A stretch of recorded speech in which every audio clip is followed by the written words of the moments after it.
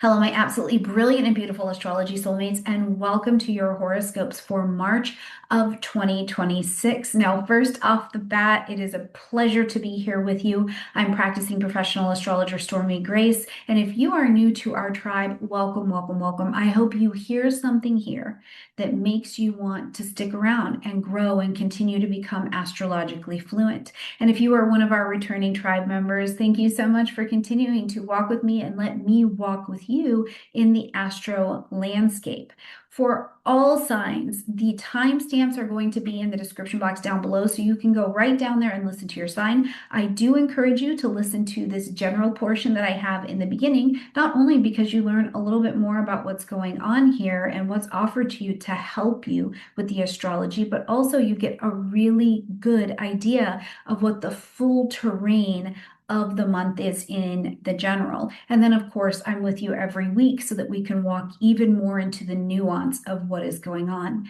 All of these things, plus the Venus Reset program, plus any program that you would like to learn and grow with in my catalog, you get to go and purchase them now and you get full ownership. There's no access anymore. It's yours to keep and learn with to make sure you have that lifetime access. So I would love to have you in every way on this page, on this channel, in my business. So click down there and join. But let's settle into what the March energy I think has to offer, because we are going to see that the energies do begin to pick up speed. So if you also have not had the opportunity to listen to your February 2026 and get current with where the energies are there, and your annual 2026, where we really broke down every area for you, I would encourage you to go back into the playlist and listen to those so that you just get landscape orientation. Because what we don't need is more, and listening to every transit ever and getting worked up about it. We need a really solid landscape so that our nervous systems can relax, so that it can process, and so that we can actually do the journey without popping out of our beings, right? So as we're looking at the March energy, it's a bit of a liminal month. It's this space between the endings and the beginnings, and likely you'll feel that right away. As we're coming into March, Mercury is still retrograde in the vibration of Pisces, and then right away Mars is going to move into Pisces. And this softens not only the energy, but it softens the action as well. So it is not an energy that is like push harder, push harder, push harder. In fact, some of the push harder or where to push harder might be a little bit more confusing. And many people are going to notice this fluctuation in energy, this fluctuation in the depth of a response that they're having to something, or the desire to withdraw either slightly or a lot. Now, this is a place where we want to be mindful of what the withdrawal is, because as the world and the landscape are changing, there is this power that can make it seem normal to want to withdraw, so much so that it moves to a position of individualism and isolation, as opposed to individuation, which is just separating from the constant noise to find out who and what each of us is and has to offer to the community, and we will continue to see this, I think, particularly in the US, as exhaustion, overwork, overwhelm, ongoing news cycles.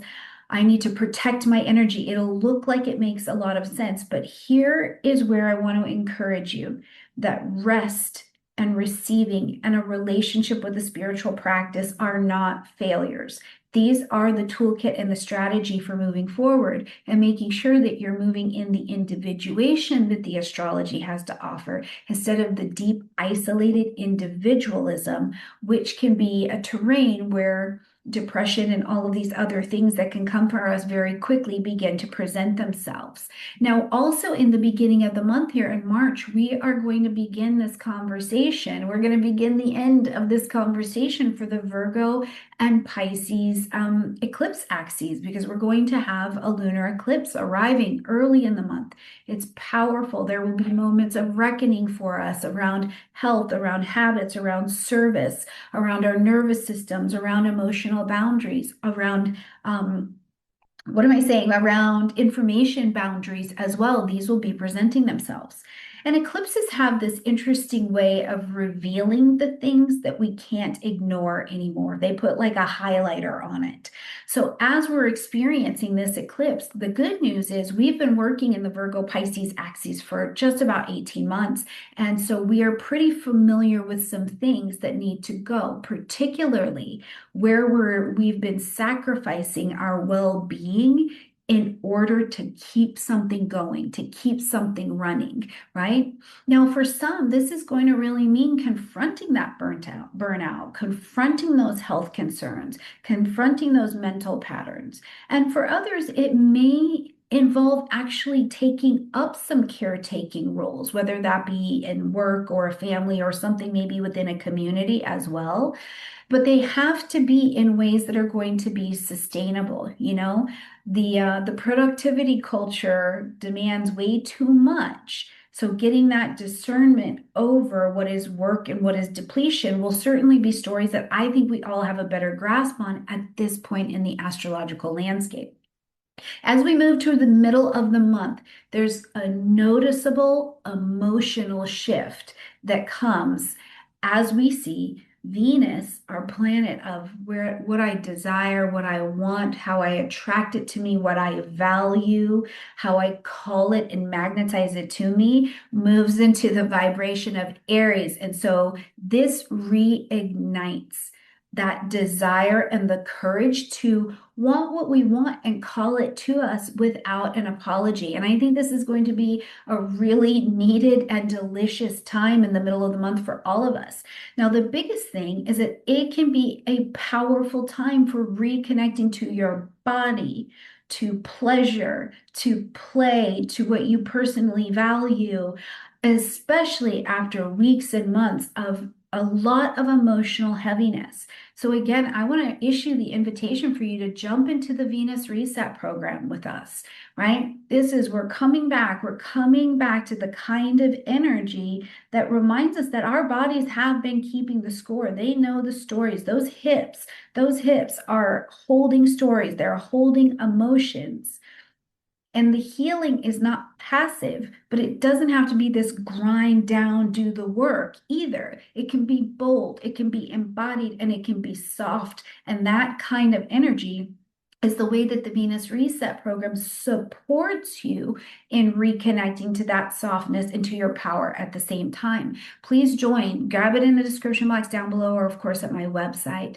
Now we're going to see as we get around the 10th, Jupiter is going to come back online for us. We're coming direct in the vibration of Cancer. So something starts moving forward again, particularly themes around home, family, property, safety, emotional security, or a sense of I belong in some way.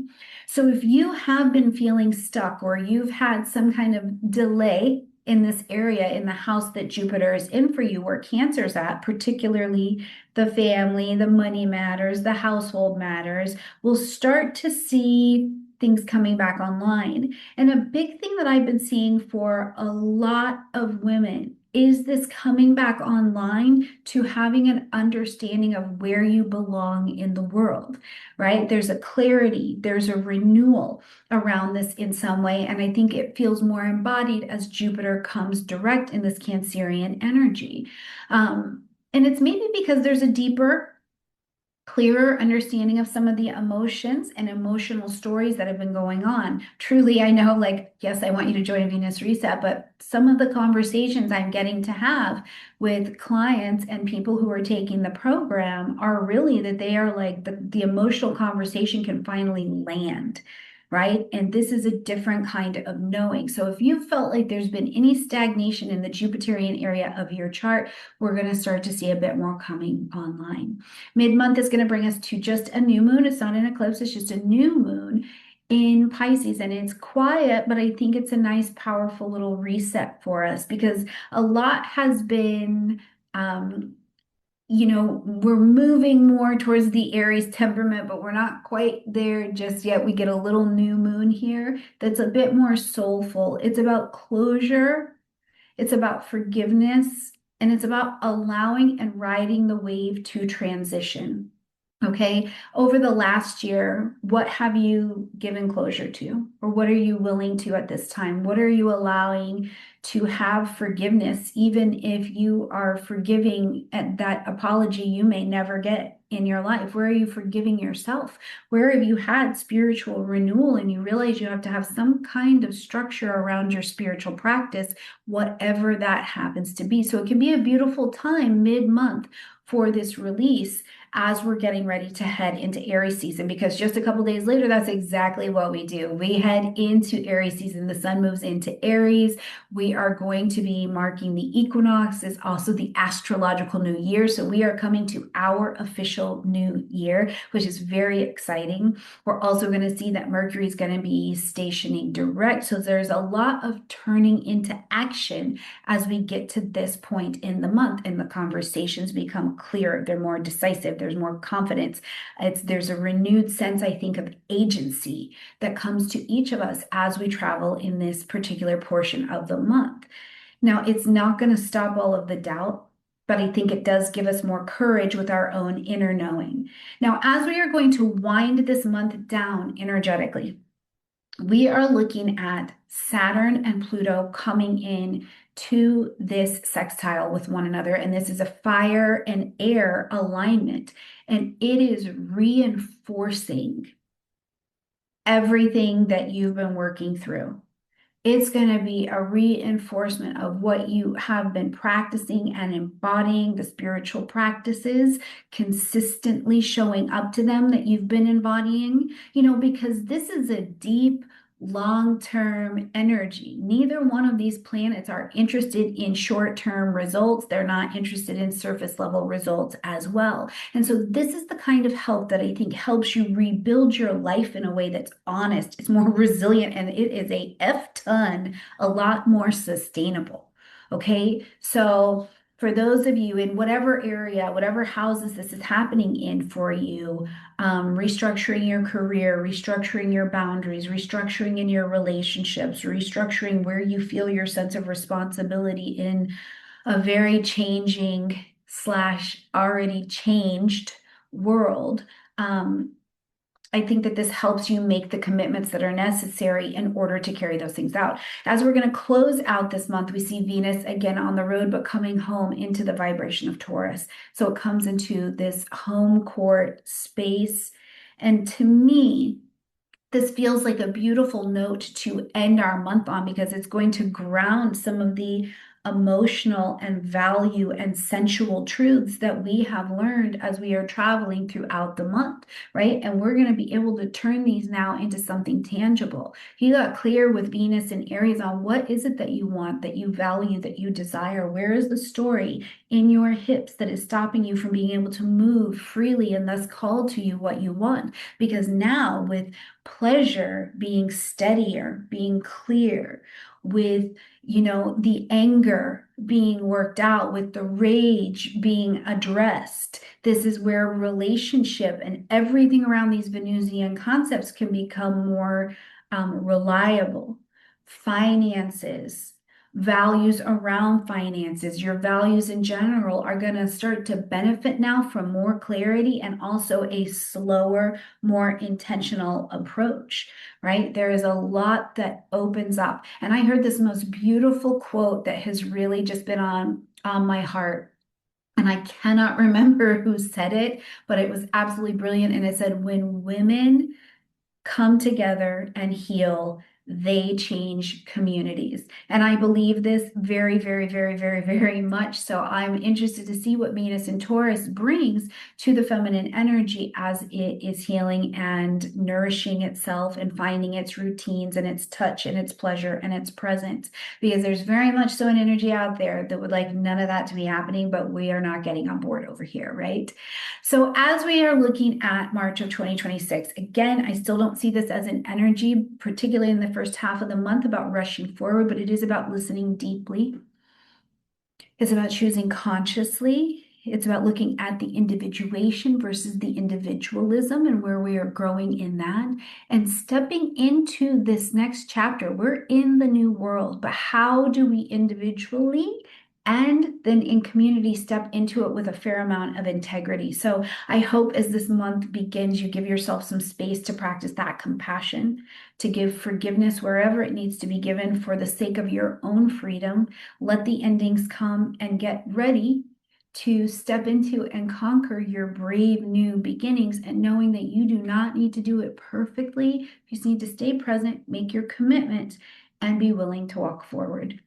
All right, my beautiful friends, if you got any value out of that already in the video, please hit that like button. It lets the algorithm know that we are here. And as a human being continuing to make content, I am fighting those AI bots. So if it's interesting to you, I want it to be able to help other people, but I can only do that if you thumbs up and you leave a comment and share with us what's going on.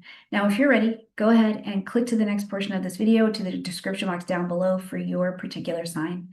I love you. Share your month with me, and I will see you next month. Bye.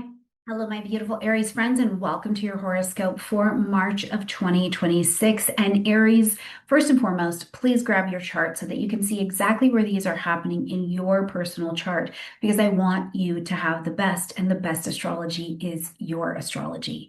Now, before we jump into the specifics, it's important to understand, Aries, that the tone for March as a whole it's not typically what I think, the energies out there people are talking about. The month is not asking us to just charge ahead in the Aries energy way like it normally does. March of 2026 is actually beginning quiet, more inwardly. We're coming into March still in that Pisces vibration, and certainly it is beginning more emotionally. And then it's gradually reintroducing the momentum of the month.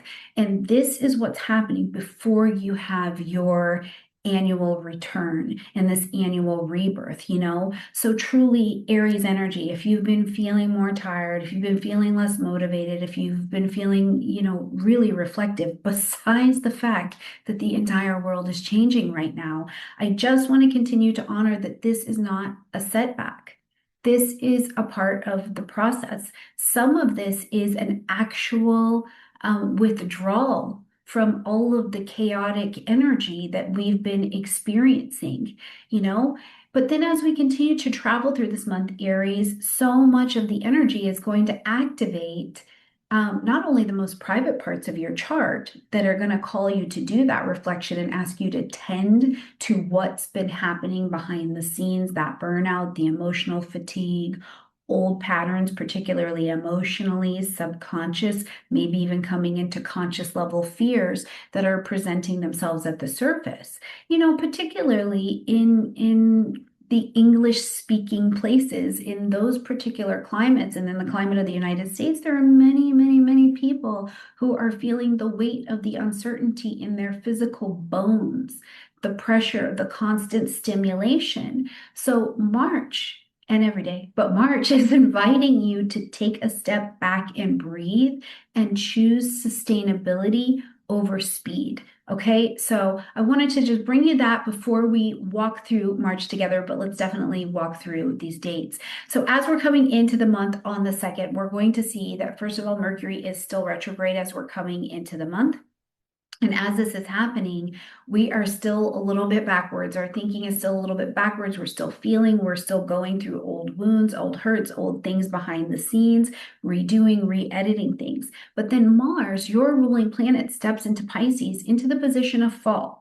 It's not that it is bad, it's that Mars doesn't get to function how Mars would like to function here. And instead, it needs to function more like a Pisces. Now, this lights up for you, Aries, your 12th house space. So it pulls your action and your energy more inward, right? This is what I'm saying. We're not charging forward as the month starts. We're going more inward to what has to happen to tend to that spiritual warrior. And it's not about being passive aggressive. It's not about being passive aggressive at all, but it's also not about aggressively pushing or forcing outcomes or change. Instead, the motivation becomes emotional, it becomes intuitive, and there's a fire behind it because Mars is hot, right? So if you feel as you're traveling, particularly in these beginning portions of March, your energy is coming in waves rather than consistent drive, that would be totally normal because the transit is just also asking you to take notice where you've been operating on autopilot in some way. And that is specifically a place of exhaustion. Exhaustion has been accumulating under the autopilot. So in your daily life, if you're feeling like you need more sleep, you're craving a little bit more solitude, you're feeling less interested in the noise and the external demands, and you're getting some time to sit and process and burn away those old emotions, unresolved stress, all of that, that would be normal under this transit.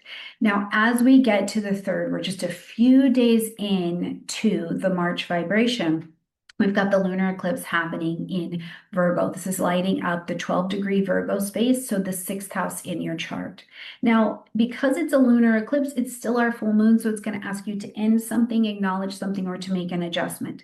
The thing I love is that an eclipse is always powerful, and in your 6th house of work, daily routines, health, mental health and wellness, your routines in general, how you do daily life, something gets to come to a head. But what I think makes it more powerful is you already know this. We have been working in the Virgo and the Pisces axes for over a year. You know this energy, you know what to do with it. So something here that's being brought to your attention, it's not new. It's just a wake-up call around this area. Something in your daily life is affecting your well-being, and this may need some looking at and looking after. And it's a rough thing. It can be, depending on where you're at in your growth. All levels accepted here, by the way, to see that there is a certain habit, there is a certain workload, there's a certain set of responsibilities that you've been taking on, and they are not sustainable anymore.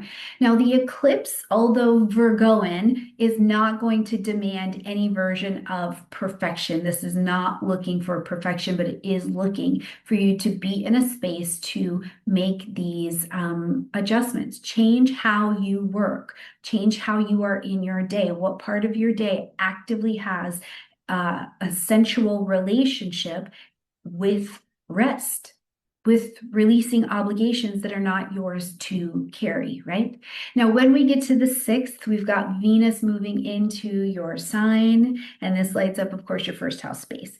As Venus comes into your sign, Venus is an attracting energy. It's not a hustle hard energy. We're not hustling the Venus, okay? But Venus coming into Aries, the attention turns to you, your magnetism comes to you. You might be feeling yourself, and I hope that you are. I hope that as Venus travels through your 1st house, you remember what a delight and what a pleasure and what a beautiful bonbon you are. And I really mean that in an adult, sensual, embodied, loving, confident, connected, and embodied kind of way for you, right? So as Venus comes here, maybe wanting to feel a bit more visible or a bit more expressive, or you notice you're starting to prioritize your needs and your desires a bit more. This would be a beautiful expression here. It is a transit to reconnect to your body, to your pleasure, to your play, and how much those inform your sense of worth and well-being and what you value. Venus is absolutely here to support powerful embodiment, powerful softness, powerful connectiveness without apology. Now, the other thing that can be happening here in this Venus place, which is the other reason I invite you to the Venus Reset program, please join us. 22 beautiful days of getting reconnected to your Venus, right? Is that where your healing has been too passive, or where the rage and the understanding the other side of Venus has had a disconnect, your body is keeping that score. And so you're invited here with Venus in Aries to active empowering, active burning away what is no longer rooted in self-love and value, however the emotional component of that is playing out. When we get to the 10th, we see that Jupiter is coming direct in the vibration of Cancer. And this is a brilliant place because this lights up your 4th house space, okay? Home, family, real estate, property, emotional security, all things domestic. Jupiter is coming back online here. So if something has been feeling stalled in this area for you, or you had plans, or you were, there's just like, for some reason, it wasn't a full amount of clarity. Or the other things that I've been seeing for myself and others is that something in your Jupiter area got really, really, really, really big. It was like massive. Then during the retrograde, we had to bring it down to moderation and start to work on it and whittle out all the fat around it and just deal with what's actually needing to be dealt with, right? Dealt with, moderation. Now you can start to see where dealing with just the moderation is going to start to take its shape. But it's also about giving you a stronger foundation to be standing on than when Jupiter went into Cancer in the first place. So you may be seeing some of that.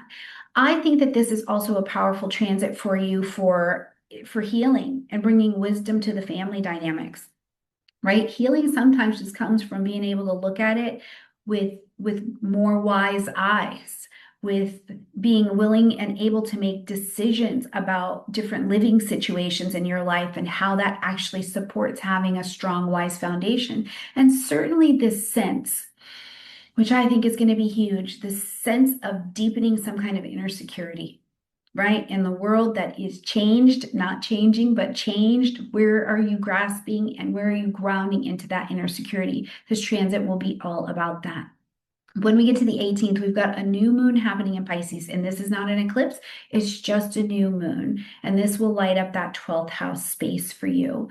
So the new moon is our time where we're planting our seeds of intention. You've got not only, though, a chance to plant your seeds of intention, but these are the seeds of intention here are about release. They're about release. Universe, give me the compassion and give me the strength and give me the open-hearted and mindedness to cut cords with this situation, to close a chapter in my life emotionally and spiritually and psychologically. Let me know, remind me that I am safe, sane, and protected, right? This is the kind of seeds that we might be planting at this particular time, but something is ready to dissolve from your life and you don't need to carry it forward anymore. But sometimes the courage to plant those seeds and have the help of the unfolding is something that we need. I don't think that this particular lunation for you is the time for these huge external goals or desires. It's time for rest. It's time for reflection. It's time for renewal. It's time to get into the journaling, get into the meditation, give yourself permission to say, no, I would not like to go to that thing, because I want to rest. I want to spend time with myself. I'm in a restorative place. And trusting more than anything that what is ending, and maybe what even you are surrendering at this time is done by choice and creating the most perfect shape and sized space for what is to come next for you. And it's perfect, right? So this is what I think that this particular lunation has to offer. And then beautiful, we get to the 20th and happy, happy, happy, happy, happy, happy, happy, happy birthday, Aries. The sun moves into the vibration of Aries. We return to the Aries point. You are carrying the beginning. Ooh, I don't know why I'm getting emotional for you, but you are carrying the beginning of a new season, of a new year for yourself and for all of us. The rebirth of identity and vitality and direction in this world and in this season and in this year. And after weeks of inward work, the energy is going to return in an external, let's get it started kind of way, but you're doing it now with a greater self-awareness.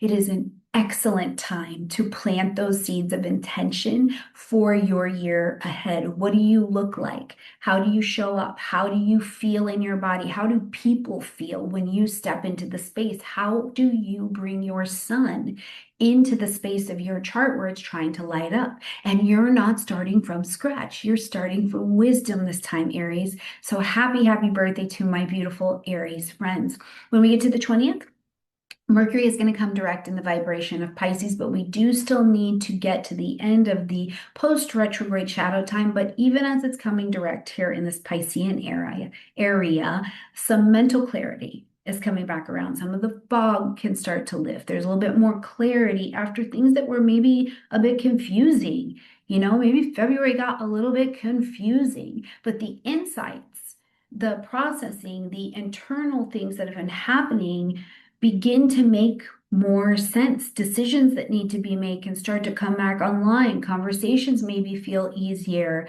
Pay attention as Mercury is coming direct and in the days that follow, particularly to your dreams, to your nudges, to your intuition, because you have had a spiritual awakening. There's a more emotional clarity and good information coming through those signals at this time. The 28th is a significant day for us before we move to the 30th and close the month. But on the 28th, we've got Saturn and Pluto in a sextile.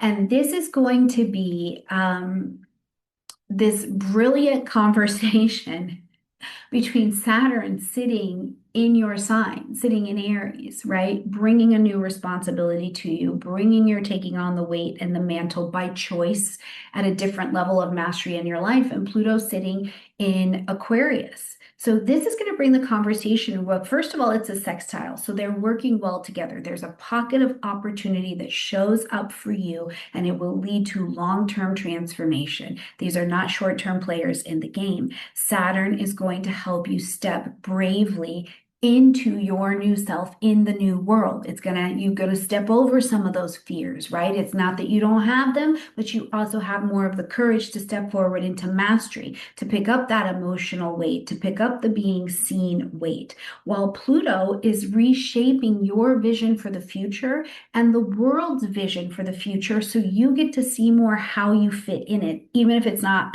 1,000% clear just yet. So you can start to feel clearer as well, Aries, around your boundaries, your goals, the communities you're going to be a part of, because listen, who you are connected to, who is informing you, where you've been, these are all going to be really publicly known as we travel forward in this new world. So what communities do you want to be tied to as you move forward? This is sustainable change, and I can't say that more highly. It's an aspect I love for the month. It's not dramatic, but it is lasting, okay? As we're going to close out the month, we're going to come a little bit closer to ground. On the 30th, we see that Venus is leaving that Aries terrain and moving into the vibration of Taurus. So this lights up for you, Aries, your second house. I like this. I like this as an omen for that money, getting the bag. I like this for you, right? Because as we are going to close the month and Venus comes into grounded Taurus, into home court, is in domicile, right? Everything you have processed, Aries, now you can turn it into something touchable and tangible in the material world. It has a place. This transit supports financial stability, financial viability, self-worth, a new relationship with pleasure and your body and being embodied. And after a month where things were emotionally tense, they were moving, we were burning off a lot of emotional and desire and value inflammation, I think that this particular transit reminds us to live in your body, live in the sensuality of your body, because it will also inform your choices. It's a really nice stabilizing energy as we're going to close out March. All right, my beautiful Aries friends, please let me know how this hit for you. And of course, let me know where these are happening in your particular chart in the comment section down below. I love you. Now get out there and go live in your body. Enjoy your birthday and do your journaling, okay? I'll see you next month. Bye. Hello, my absolutely brilliant and beautiful Taurus friends, and welcome to your horoscope for March of 2026. And Taurus, before we jump in, please make sure that you have your very own natal chart, because I'm going to give you a general reading, just like everyone on the internet, but I want you to have the best, and the best astrology is your astrology, and you can only get that by having your own particular chart. So make sure that you grab that chart and you can follow along with the transits as they are unfolding. Now, Taurus, this month is one that is opening quietly at first. It's reshaping how you relate to your future, to your purpose, to where you'd like to be visible in the world. Much of the month is going to have this emphasis on value and emotional processing, social recalibration, and where you sit inside of your own internal structuring to get the clarity from before you can feel really grounded, I think, with moving through what the rest of the month has to offer. Now, there comes this tipping point where it feels like in this month you are really standing on the edge of something new. Even if you can't fully name it, you know you're standing on the edge of something new. And I can't wait to see what that is for you by the end of the month. Now, particularly with inside of the climate, globally, of course, but particularly with inside of the climate of the United States. You are a steady earth sign, so uncertainty for you around work, around leadership, around finances, around stability, this is not your jam. You're not particularly going to be in love with that. But March in what you can do with that gives you a space to really not just reassess what you want, right? But who you are going to build it with, who you are allowing to inform your life and your choices in every area, and what kind of future Taurus you are ready to fully make a commitment to. Okay. This month will put you in a position to need to release some of these outdated visions of what it was that was success or what it was that was stability, and actually reclaim from your hips, from an embodied Venusian place, what feels honest, what feels embodied, what feels empowered, so that you can build and move towards that. Let's jump in and look at these dates.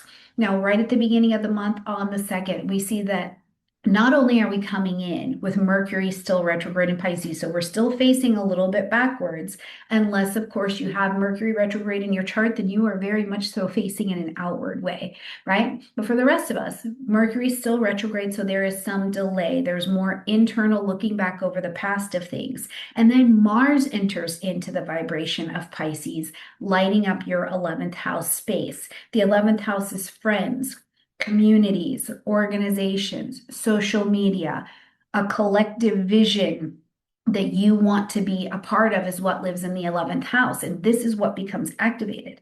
Now, the motivation around these things shifts, right? It's more towards for you, there's more an effort towards shared efforts, really. Friendship, your long-term dreams. What do you really want to do to get there? And where are you letting your intuition as a gentler but more powerful, informative space guide you to, right? It's more emotionally attuned coming when Mars is in Pisces. So if you are starting to find, at least in this portion of the month, that you're like, listen, I'm not really very interested in the competition. We don't need to compete. I feel drawn towards collaboration, mutual support happening here. I want to be more aligned with the values and the people that I'm in alignment values wise. That would be an absolute expression of this particular transit. Now, at the same time, Mars is Mars, Taurus, Mars is Mars, and it can reveal where some kind of group dynamic drama, something like that, is not what it should be. And it feels draining and it feels unclear, right? This blurred boundaries between friends and community, and who's actually your community. Especially if you've been so wrapped in it that you think this is the only community that there is. This might be a symbolism of an outdated set of ideas that are coming up. But it is a reminder, I think, more than anything at the beginning of the month, that your energy is precious. You are paying for your life and the value of time. So your time and your energy are precious, and not every collective effort, or not every social media person, or not every channel deserves your full investment. So you've got to have your discernment on to choose where it's actually going to help you grow. I hope I get to stay on the list. Let's move on to the 3rd, where we see the Virgo lunar eclipse coming in, fellow earth sign Virgo. Now, the brilliant thing about this eclipse is we've been working in the Virgo Pisces axis for over a year now. You do know this area of your chart. So as your 5th house is being lit up, joy, pleasure, play, things with children, taking a risk on something, creative expression, romance. You've been working in these areas, so I don't think there's a massive shock to you what this eclipse is going to shift for you. But this eclipse, being a full moon lunar eclipse, is still asking you to end something, acknowledge something, or make an adjustment. And it can take about 6 months for this to fully play out, but something is coming to a turning point. You've got to, something in the story is saying, okay, this has met its purpose. Now I need to pivot. Same dream, same vision, but I need to pivot because I've already done these things and commit to going down the road this way. So this can be a powerful moment for you, Taurus, around how and whether you're actually allowing yourself to be Venusian. Are you allowing pleasure in your life? Are you allowing that creative fulfillment without having it need to be productive for you to be valued? Are you receiving?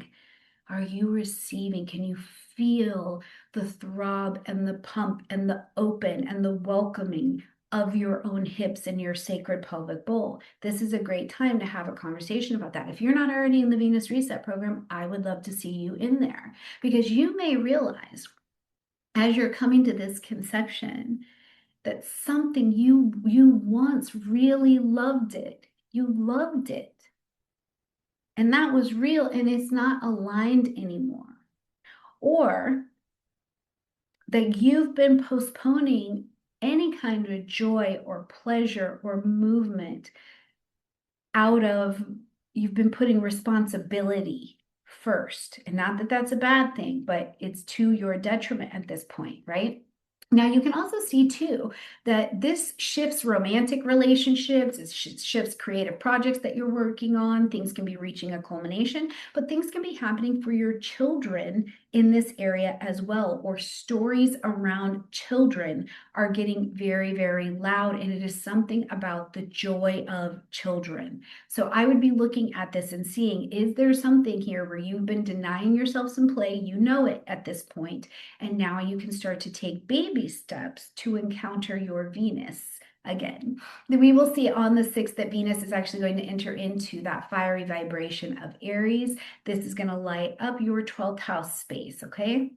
Venus, being your ruling planet, is an attracting energy. Be Venusian, low, slow, and cute. Let it come to you. Point your hips at it. Tell it to come to you. And that is also a very Venus and Aries quality. I have Venus and Aries. When I want something, I point my hips at it and I tell it to come to me. And that is a direct Aries quote from my hips for you to use all month long and for the rest of your life. But as Venus is traveling through your 12th house, it does initiate this deep introspective call. It's a phase around love, around self-worth, around what you value, that sometimes is not just the ease and the pleasure of it. It is Venus needing to get in here, and you have to see the other side where you realize the price of admission to feel embodied is sometimes the death and closure and surrender of a version of yourself that said that that was not enough,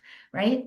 It's not always loud. It's not always loud. It's not always visible during a Venus transit. It's private. It's reflective. It's subtle in the 12th house space. So if you find yourself, as Venus comes here, needing to point your hips at something and saying, come to me, and you feel it stuck, it's running into an old relationship pattern, it's that you've had a hidden desire there that's not been expressed subconsciously, there's some story around worth or around love or around men, women, that, whatever is lurking back there.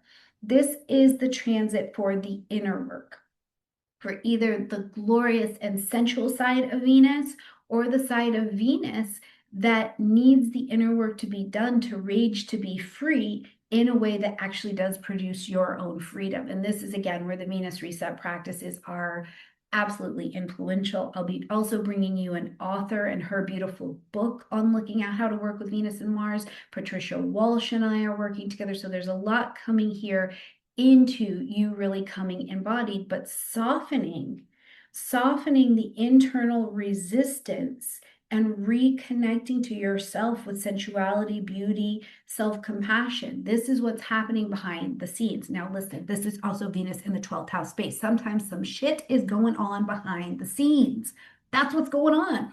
We see affairs when Venus is in the 12th house space. So if that's what your life and this is what your chart is calling for, we can see these things, or you find out about these things.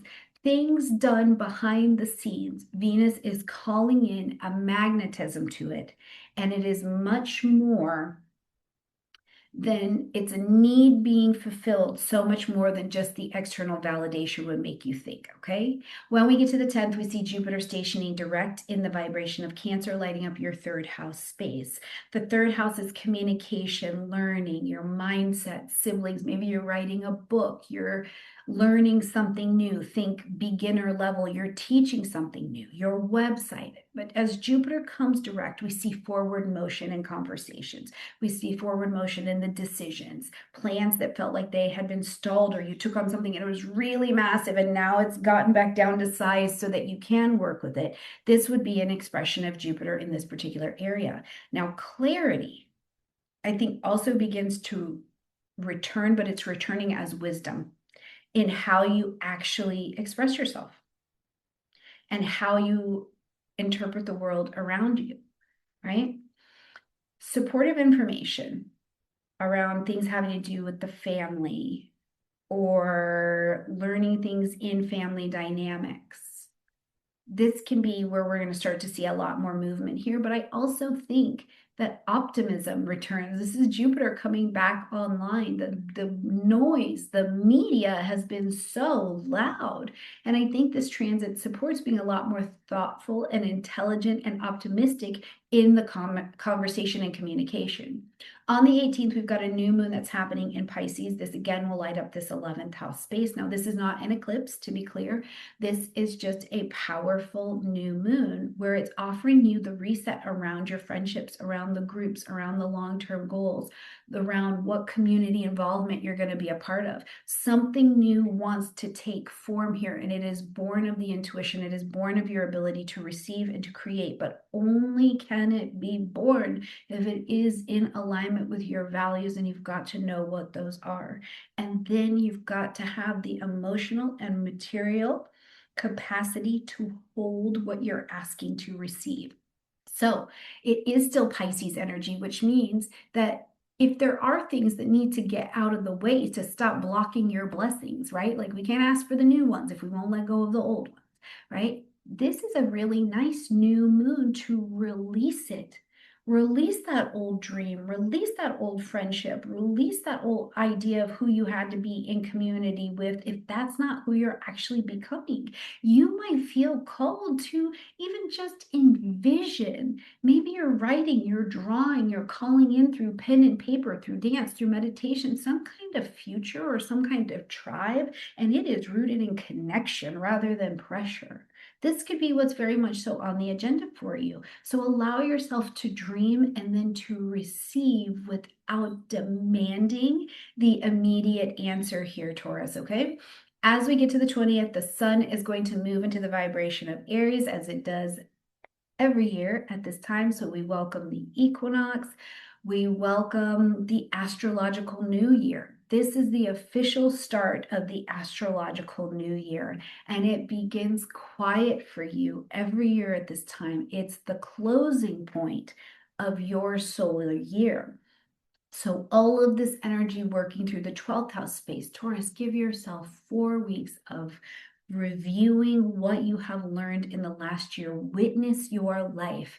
Witness where you have rested, where you have reflected, where you are better at receiving, where your spiritual recalibration has happened and you've got some kind of connection in there. Where did you get your money right this year? Where did you take time to appreciate that you're a Venusian, right? And these things are not necessarily the outward expressions. They're more focused on what kind of internal clarity did Taurus gain about Taurus from 2025 to 2026. It's a powerful 4 weeks to slow down intentionally rather than being slowed down through sickness or through injury. And instead of pushing against any kind of fatigue, because God help you, you can ground down and get it done, and that is not what we're looking for. Okay, so if you need that time in solitude, if this is the time of year where you write your intentions for your year, or whatever you do to make your closing ceremony, your closing ritual of your last annual year come to completion, let's be in that, because you're going to start your next story next month.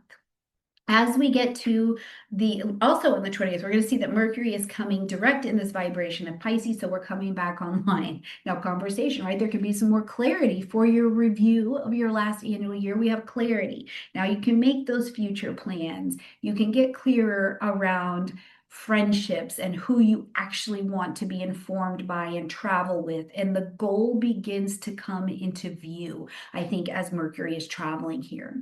On the 28th, powerful transit. Very excited about this transit because we've got Saturn, who's shifted into the vibration of Aries. They're in this 12th house space for you, in a sextile to Pluto, who's over in fellow fixed air sign Aquarius. Now they're together in a sextile, and the sextile means that this is a pocket of opportunity and you can intelligently take action on it. There is motion and movement available here, right? Saturn in that 12th house has done the most to let you get really serious and supports you in the mastering the ability to release old fears, old limiting beliefs, get a spiritual practice that actually works and gets you embodied, looking at your subconscious patterns, okay? Looking at the way you create and you move.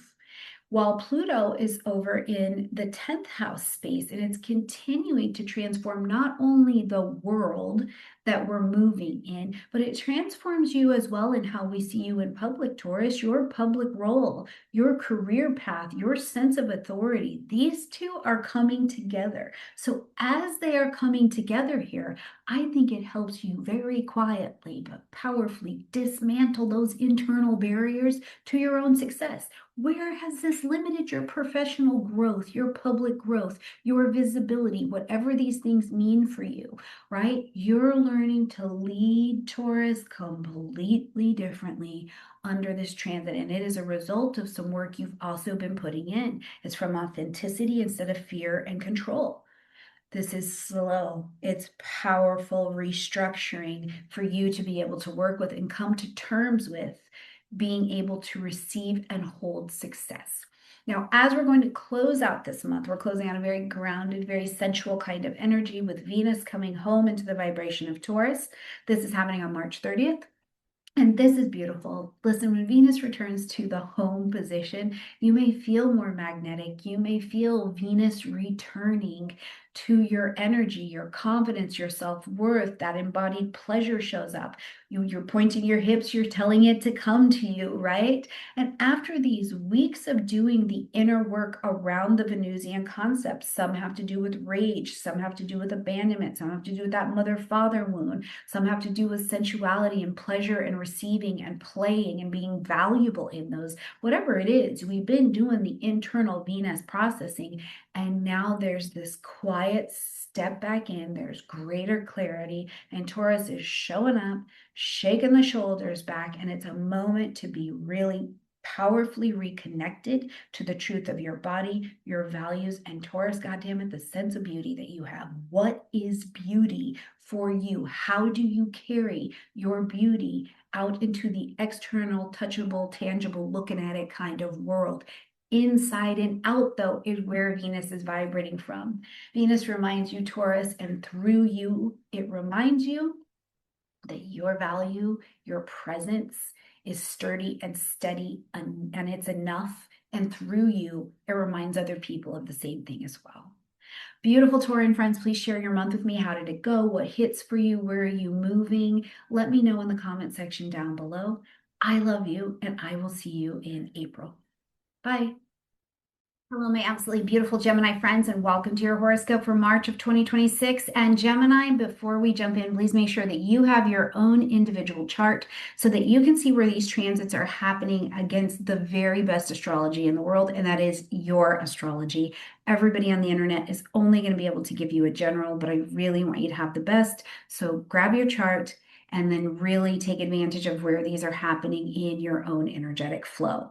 Now, in the general, Gemini, this month is reshaping your relationship to visibility and to purpose and the direction that your future life is going for sure. Because this month is not asking, what are you doing? That's not really the question. It's asking why you're doing what you're doing, right? And whether your public life actually reflects your inner values at this time, not the ones from 5 years ago, but at this time. So much of March also activates the top portion of your chart. So this has to do with career and reputation, those long-term goals. They're all coming into focus at this time of the year, but also asking you to be mindful and connected to your intuition and the emotional foundations that support you in being able to be up and out and successful in the world. So truly, Gemini, if you start out this month with this pull that's a little bit between like, I'm ambitious, but I'm also a little bit exhausted,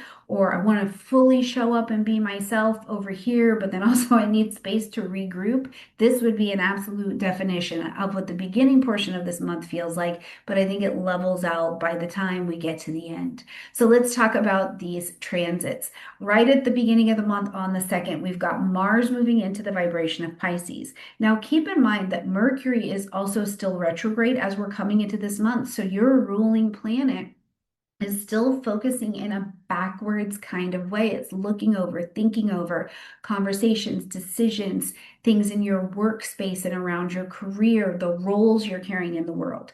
And then we're going to shape in and push Mars into Pisces as well. And this continues to activate that 10th house, the top part of the chart. Career, leadership, reputation, roles, and titles that we call you in public, your public life is what is on activation, but it's softer. It's softer. It's in a more emotionally intelligent and a more emotionally intuitively driven kind of way. That's how Mars is going to work in Pisces. Now, motivation in this space can become on and off, on and off, on and off. And it's intuitive. You're feeling like you'd rather flow through your day on the vibes rather than in this forceful, this and this and this and this kind of way. So if you feel that and you feel less interested in having these rigid goals that make you successful and you're feeling more drawn towards this feels like purposeful work, I would be perking your ears up very much so to see exactly what those little nuggets are showing you along the way. Now, Mars is still Mars, and Mars, Gemini, can blur professional boundaries. So it is important for you to pay attention to not overgiving or being unclear about your expectations or what the expectations are in any kind of work setting, right?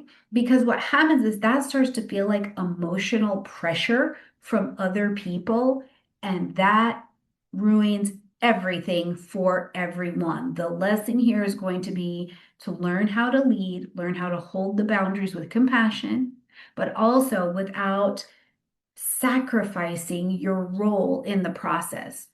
As we get to the 3rd, we've got the full moon lunar eclipse that is shaping out in the vibration of Virgo. Now, the beautiful thing is we've seen this, and this is also a fellow mercurial sign, but we've been dealing with the Virgo and Pisces axes for over a year. So what is popping up for you here to be ended, acknowledged, or adjusted in your 4th house space, home, family, real estate, property, your emotional roots, your ideas of safety? This is not new. And now the shift is just actually shifting again, right? So you may find yourself though, because the eclipse does just that over the next 6 months, it shifts these family dynamics. It shifts the housing matters. It shifts the emotional patterns, and it's quietly been reshaping your relationship to safety, what that means for you. For you as well, I think that the eclipse really does a job of highlighting the balance for you between your public life and your private life, and where you're finding that you have those kinds of responsibilities, because if the home life is unstable or feels unstable or feels emotionally draining, it's going to be impossible to ignore in every way you're showing up in a public way. So the invitation, I think, of this particular eclipse, with all of that knowledge and wisdom that you already have, is to strengthen your foundation so that the ambitions that you have, whether it be to be a grandma or to be a business owner or to be a volunteer coordinator, whatever you want to be called in public, you have the kind of foundation that can be steady enough and it doesn't come at the cost of your well-being, right? When we get to the 6th, we are going to see that Venus now moves into the vibration of Aries. Now you sit in a wonderful sextile energy to Aries. It is comfortable. You guys know how to work with each other. Air and fire work brilliantly together, but this lights up your 11th house space. And Venus is an attracting energy. It is not a hustle hard energy. So here you are pointing your hips at it and telling the friends, the community, the organizations, the social media influencers and social media influences that you are allowing in your space to come to you, right? This is about your future goals and the future life that you have, and you only calling to whom you find value in those spaces. It also brings a warmth, it brings an attraction, it brings ease, it brings social connections. This is warming, it's more attractive. So take advantage of this. Now, Venus in the 11th is also Venus in the 11th. Sometimes that friend that you thought was just going to be a friend, or you thought just going to that business dinner was just going to be business dinner, and that friend or social connection turns into a lover. And it is about shared values, it is about mutual respect, and it is about a little something sensual as well. When we get to the 10th, we see Jupiter coming direct in the vibration of Cancer, who's just your neighbor. So this is happening in that second house space. Now, Jupiter will be coming direct at 12 degrees of Cancer. So as you are experiencing this, I want you to think about your money. Think about your money. Think about all things second house, income, and how you allow resources to flow towards you, how you use your creative talents to let those things flow towards you, your self-worth, the budget, the bank accounts, how you manage and allow those things to flow. Jupiter coming direct says this is a turning point in the finances. If something got really big last year and then you needed months to bring it back into moderation and kind of trim the fat off of that thing, or something has felt stalled in your financial world, you were not sure how to price something, the customers weren't coming, your budget wasn't working out. This brings more confidence in your skills and lets the energy begin to move forward again. Because this has really been, Jupiter is about growth. It's about growth, right? But it's about bringing wisdom in the places that we've just grown. So the way that you want to sustain yourself, I think you have more wisdom available at this time. Now, for some of you, depending on your chart, really, truly, you may find that a pretty big expense comes rolling in at this time, and you can do it. It will just take learning some new skills. When we get to the 18th, we've got a new moon happening in Pisces. This is not an eclipse. It's just the new moon. It's just a new moon for us, okay? And this is again happening in your 10th house. Now, for you, Gemini, this is a new moon where you plant your seeds of intention to align your work with your values and your emotional truth, but it means you've got to make a massive, honest start with letting go and surrendering and bringing a culmination to the things that just aren't true. Release these outdated professional goals and roles. Redefine what success means to you. You know, in the future moving forward, I think there's going to be very few roles and titles that are actually used. So if you don't have a role and a title, how will we know who you are and what you do? How do you demonstrate feeling humane? Where is your intuition lighting up at this new moon and giving you the courage to say, help me put this down, take it from me if it's done. As we get to the 20th, we see the sun coming into the vibration of Aries, and this brings us to the equinox. This brings us to the first day of the astrological new year. So we're officially beginning again. Your 11th house is going to light up, right? There's going to be momentum. There's group things. There's community. Things are coming online. There's social media. You're reconnecting with your why, because Aries will do it, but it needs to know why I'm doing it, right? Like Aries doesn't just want to ram things down to ram things down. Aries is like, I will ram it down, but why? And what do you want to do with it after I go ram the hell out of this thing, right? So what kind of future are you working towards? And then let that Aries energy in action be energized by the clarity of the goal.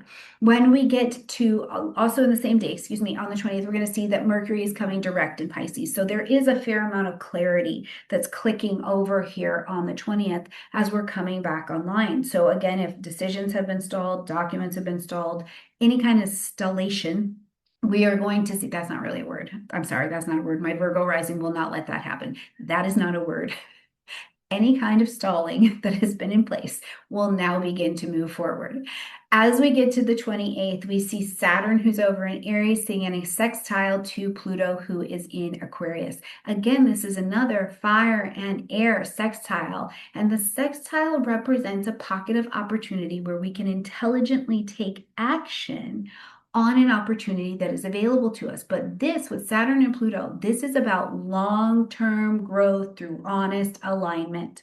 It is long-term growth with honest alignment, also with what's happening in the world, right? So it's no small thing. Now, Saturn in the 11th there is going to ask you to commit to some kind of goal, to some kind of future, to some kind of tribe, to some kind of understanding of how you connect in community. And it's got to truly matter to you at this point. And Pluto over here in your ninth house is going to be changing not only the world and the belief of worlds and information that's available in the world, but it transforms your belief system as well, your worldview. What has meaning to you? Things in your higher education, publishing, marketing, broadcasting, all of these things.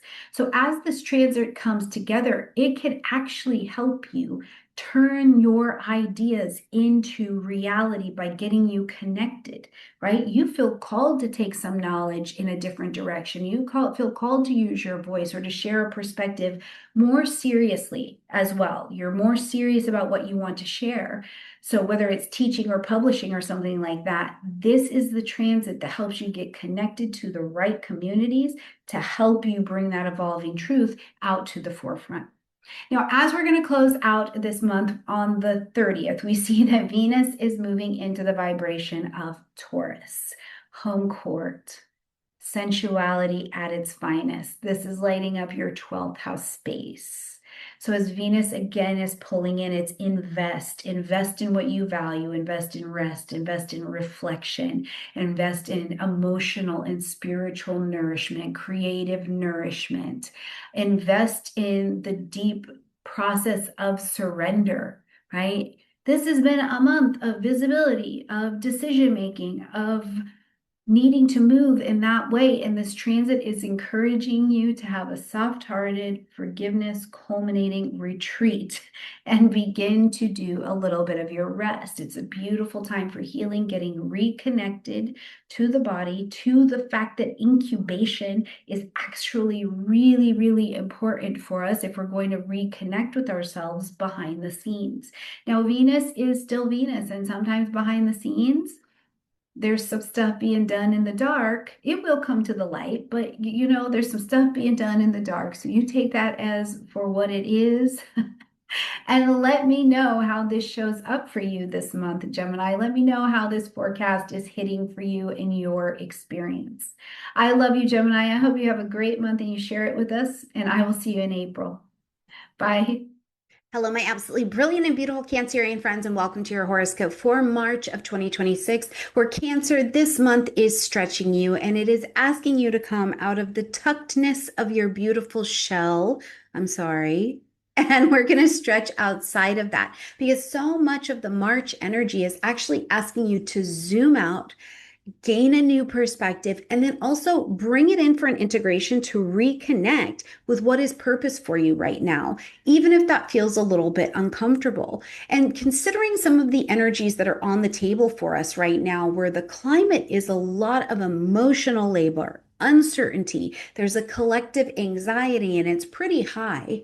March is asking for you, Cancer in particular, to well, it's highlighting the tension between staying safe and expanding during uncertainty, anyways. So let's jump in and take a look at where these transits are happening for you. And as always, Cancer, please make sure that you have your very own natal chart. That is really how we're going to have a good time around here, is seeing where this is at in your chart. Okay. You can grab one in my description box down below.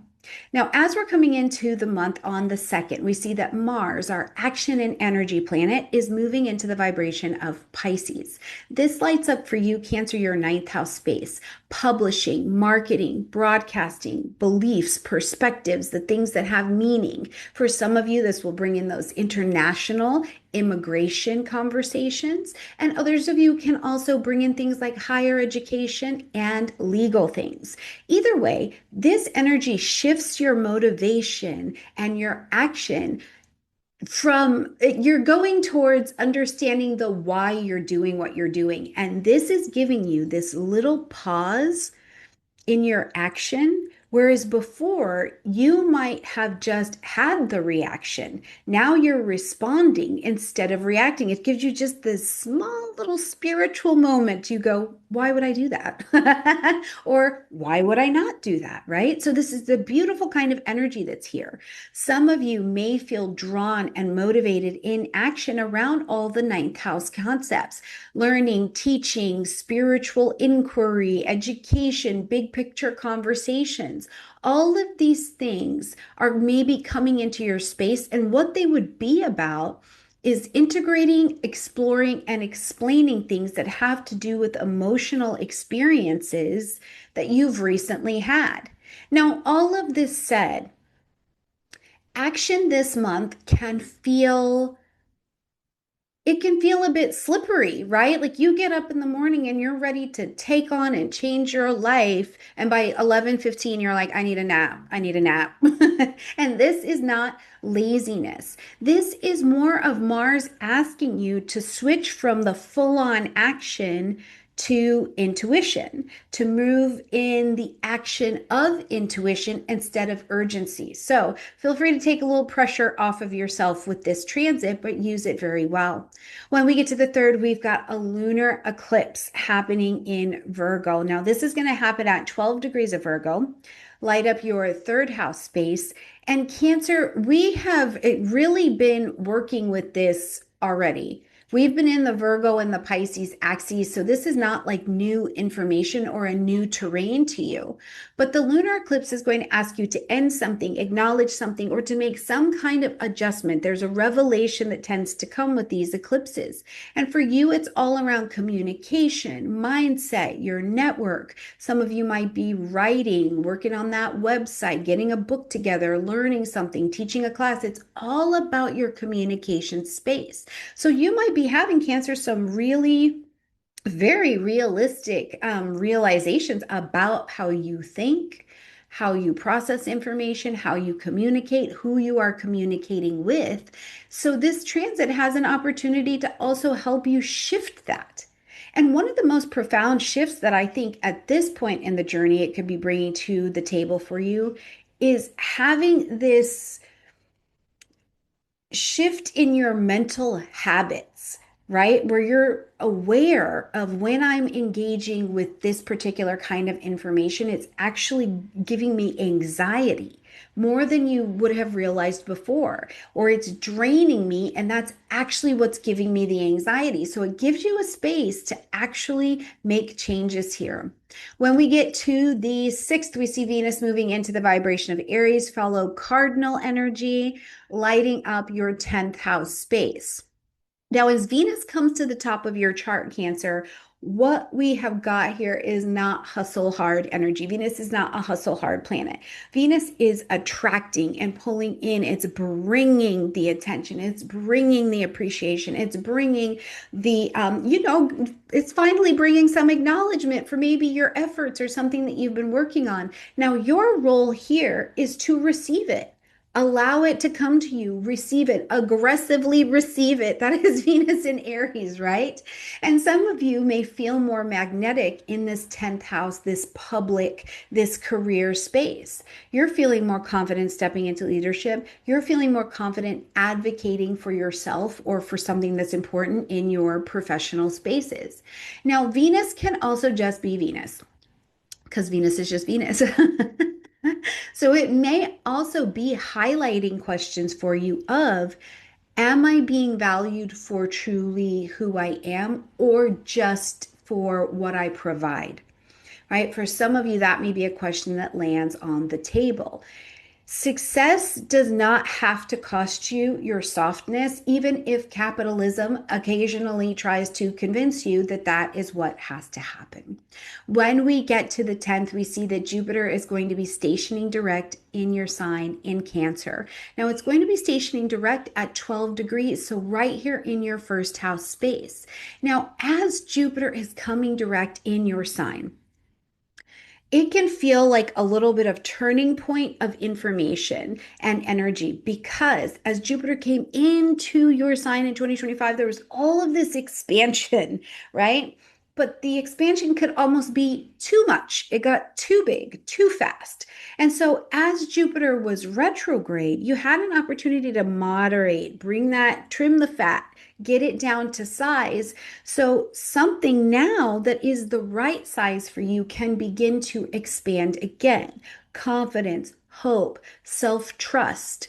If you felt muted over these last few months, Jupiter coming direct will definitely bring you back online. Now, on the 18th, we've got a new moon that is happening in Pisces at 27 degrees of Pisces. This is not an eclipse, it's just the new moon, just to flag your attention to that. And again, this lights up your ninth house space. The Pisces new moon is going to ask us or offer us a gentle reset around your ninth house space, right? Your beliefs, your faith, religious things, immigration, international travel, your future vision, a bigger perspective, a bigger worldview. For some of you, you might be feeling honestly called to release some really rigid ideas that you've had about how life should be and open yourself to a more intuitive understanding of the path that you are on. It's a beautiful time for intention setting. Plant your seeds of intention, plant them around learning, around education, travel, spiritual growth, or simply trusting life again. Right? You don't need a 5-year plan right now, just a willingness to stay open as you plant these seeds of intention. Now, when we get to the 20th, here we are. We are at the equinox. The sun is moving into Aries. It's going to light up that 10th house space as it does this time every year, but it's officially bringing the spotlight and your energy, your motivation, your light, your vitality to this career, reputation, or public space. Now, for you, Cancer, some of you might become very, very visible in a public way. And that visibility comes with a hell of a lot of responsibility, whether you asked for it or not, right? This moment is going to ask you to step forward like an Aries with courage. Even if you're feeling emotionally or exposed in some way, it's the responsibility to step forward anyway. And Cancer, you don't have to have all the answers. You do not have to have all of the answers. You just need to show up with courage and authenticity. The growth now is going to come from trusting your own authority rather than shrinking back into kind of caretaking or I'm going to just let it slide kind of mode, okay? When we get to March 20th, Mercury, who's been retrograde in this vibration of Pisces, it's been retrograde in this ninth house energy for you. Now Mercury is coming direct at 18 degrees of Pisces. So some clarity can start to come back online. Some communication can start to come online. Confusion in this area around your beliefs, the legal things, the immigration, the education, the travel, the long-term direction, it's coming back online now. You may start to understand as Mercury comes back direct, the why. It's the why. Why did an event unfold that way? Why did it unfold the way that it did? Or at least, at a minimum, be a bit more at peace with the uncertainty of it, right? This is a great time as Mercury is coming back into its direct fashion to articulate what you believe and why you believe it. It'll actually show you your own thinking, your own connection to the fact that your beliefs might still be evolving in the light of new life experiences that have come into your plate. When we get to the 28th, lovely, lovely transit that we're going to experience, but it can be kind of intense. We're going to see that transiting Saturn is going to come into a sextile with transiting Pluto. So we've got Saturn over here in Aries in your 10th house space and Pluto over here in Aquarius in your 8th house space. But they're in a sextile configuration, which means we are offered a pocket of opportunity and we can intelligently take some action on it. It's powerful, but it is really subtle as well. But it does support here, Cancer, your long-term transformation, something long term that's going to come into your life. And it comes with taking on a fair amount of responsibility. It comes with standing in authority. It comes with shared resources. Somewhere you are sharing resources with another energy. Now, Saturn in the 10th is we're seeing you do this publicly. You're taking your role in society, whatever that role is, mom, dad, husband, wife, community leader, CEO, you're taking it quite seriously because it's being put on you to do so, while Pluto in your 8th continues to ask you for truth, and it's digging and reshaping how you handle sex, power, intimacy, debt, death, taxes, emotional entanglements, right?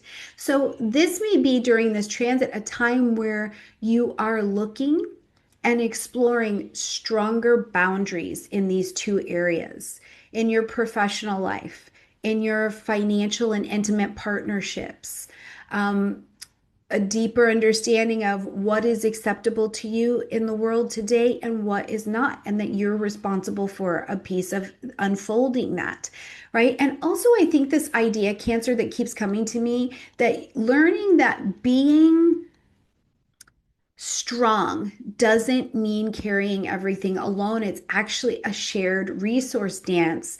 And you're coming to the truth of how you do that.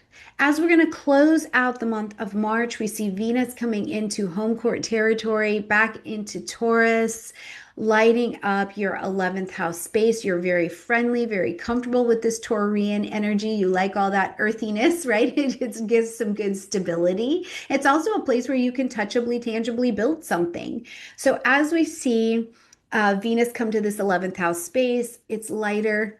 It's sweeter in your friendship zone, in your community zone, organizations, long range plans and goals and designs that you have for yourself. Connection with others might feel easier, and you're willing to be a little bit more social. And again, receive. Venus wants you, Cancer, to receive the support that is coming to you. It's also, again, I think, Cancer, this reminder that you just don't have to do everything by yourself. What you want, where you want to go, where you need support, there are groupings of people, there is support to help you. And even though, yes, you can power through and do it by yourself, it's not necessarily. Let people show up for you and surround you and help you grow where you want to go next, and let the joy come in your shared moments as well. All right, my beautiful Cancerian friends, I think that March has plenty to offer. You're going to expand outside that shell, but you've got it. You can do this. You know what you're doing, and I look forward to seeing how it goes for you. Please share that with me in the comment section down below. Hello, my absolutely beautiful Leo friends, and welcome to your horoscope for March of 2026. Wow. Welcome to March, Leo. Listen, before we jump in, Leo, I'm going to give you a gorgeous general reading, but please make sure that you have your very own natal chart because you want to see where the best astrology is happening for you, and we can only see that through your chart. So grab a free one or click in my description box down below. Come get a full report plus chart from me, whatever's right for you, but grab your stuff. Now, Leo, this month is not a spotlight heavy month. It's actually a little bit more intimate. It's a bit more emotional. It's about power. It's about intimacy. It's about vulnerability. It's about the quiet restructuring of relationships and your long-term goals that are coming to your attention. Now, depending on where you are living in the world right now, where the climate of leadership, power structures, visibility feels particularly charged, this month is actually asking you as well, Leo, to look at how you relate to authority, both yours and other people's, because you have some evolving relationships going on here. Let's jump in and explore how the transits are pointing those out. Now, right at the beginning of the month on the 2nd, we see that Mars, our energy and motion and action planet, is moving into the vibration of Pisces, where it is pretty uncomfortable, but it is still functional. This lights up for you, Leo, the 8th house space, the house of intimacy and assets. It's shared resources, emotional depth, psychological transformation, it's sex, it's death, it's all of these things where we are joining quite deeply with some kind of other resource, and it will change us. So Mars coming here, Leo, is shifting your information into the private and intimate terrain of your being, right? So your motivation and where your action may be actually moving forward is towards the intimate things: finances, financial planning, debt, detox, investments, sex, intimacy, deep vulnerability and conversations. Now, sometimes astrology lives in the 8th house as well. So if you're being driven into astrology, I love that for you, as long as there's no psychosis, right? So this is not surface level, though, when we're dealing with the 8th house. The action here is more about, we need to be about and take action at the level of the root. What's really going on here? That's the kind of energy here. So you may feel more sensitive towards power dynamics this month, Leo, right? In a relationship, it's like you're more aware of how the energy exchange is feeling, particularly if it feels uneven to you. If there's something that's been undone or unspoken, particularly around money, around trust, around sex, around some kind of dependency, this transit is going to bring it up gently like a Pisces, but persistently. And when I say persistently, I want you to think about the story of the princess and the pea, right? That's what a Mars and Pisces can feel like. It is this lumpy thing under 70 mattresses, and it's not screaming at you, but you know that it is down there and an action needs to be taken to correct it. So if you haven't taken the clothes to the donation center yet, go ahead and take them. Go ahead and take them. Let it be done. Okay. Share those resources. When we get to the 3rd, Leo, we have got a full moon lunar eclipse happening in the vibration of Virgo at 12 degrees of Virgo. This lights up your 2nd house space. Now, the first thing I want to say here, Leo, is that you are used to this energy at this point, right? We've been working in the Virgo and Pisces axes for over a year. So this is familiar terrain and territory. So you can kind of open your hands and catch it and just appreciate the shifts that are coming along with it a little bit more.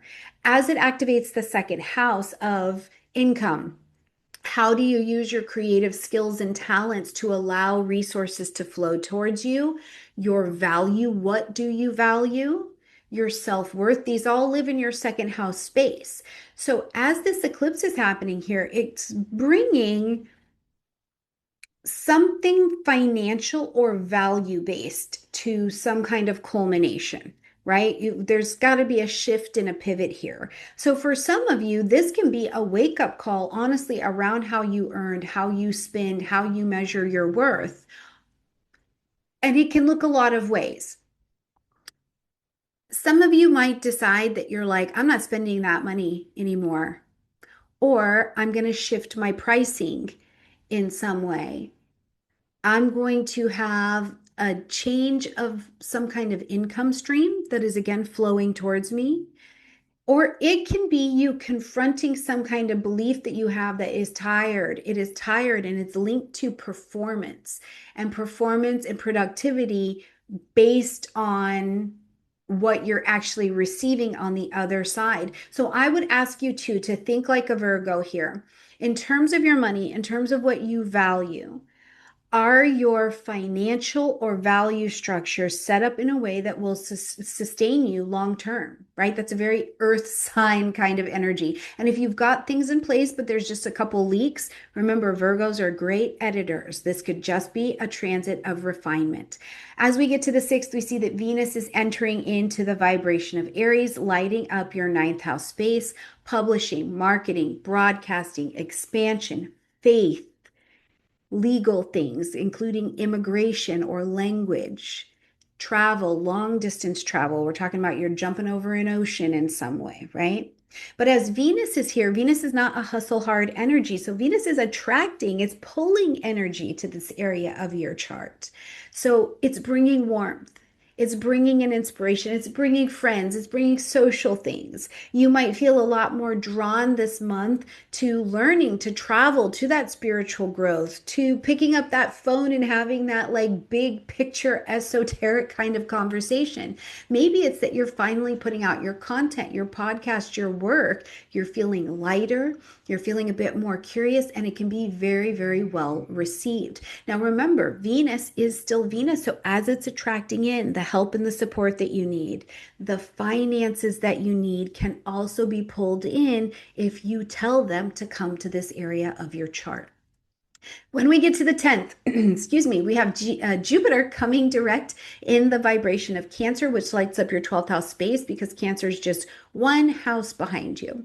Now, as Jupiter is coming direct in this 12th house space, again, it becomes more internal because it's marking our opportunity to look at your internal expansion, your intuitive expansion here, right? Something subtle but important shifts in your emotional world. And in the 12th house, I think about things related to having a relationship with rest, having a relationship with grief, having a relationship with surrender, feeling a renewed sense of some kind of spiritual trust, some kind of spiritual optimism or faith that is coming to the table. Even if it's hard to explain, it's very real for you, right? And this kind of expansion for you, even if it's felt a bit muted, Leo, it's very real and it doesn't need applause. And it maybe doesn't even get applause. You know, you finally forgive yourself for something and let yourself off the hook. You have this relief from old grief. You stop carrying or have resolved some kind of emotional weight that has been on you. And maybe it wasn't even yours, right? In the 12th house, we move between the realms. You could have been processing a generational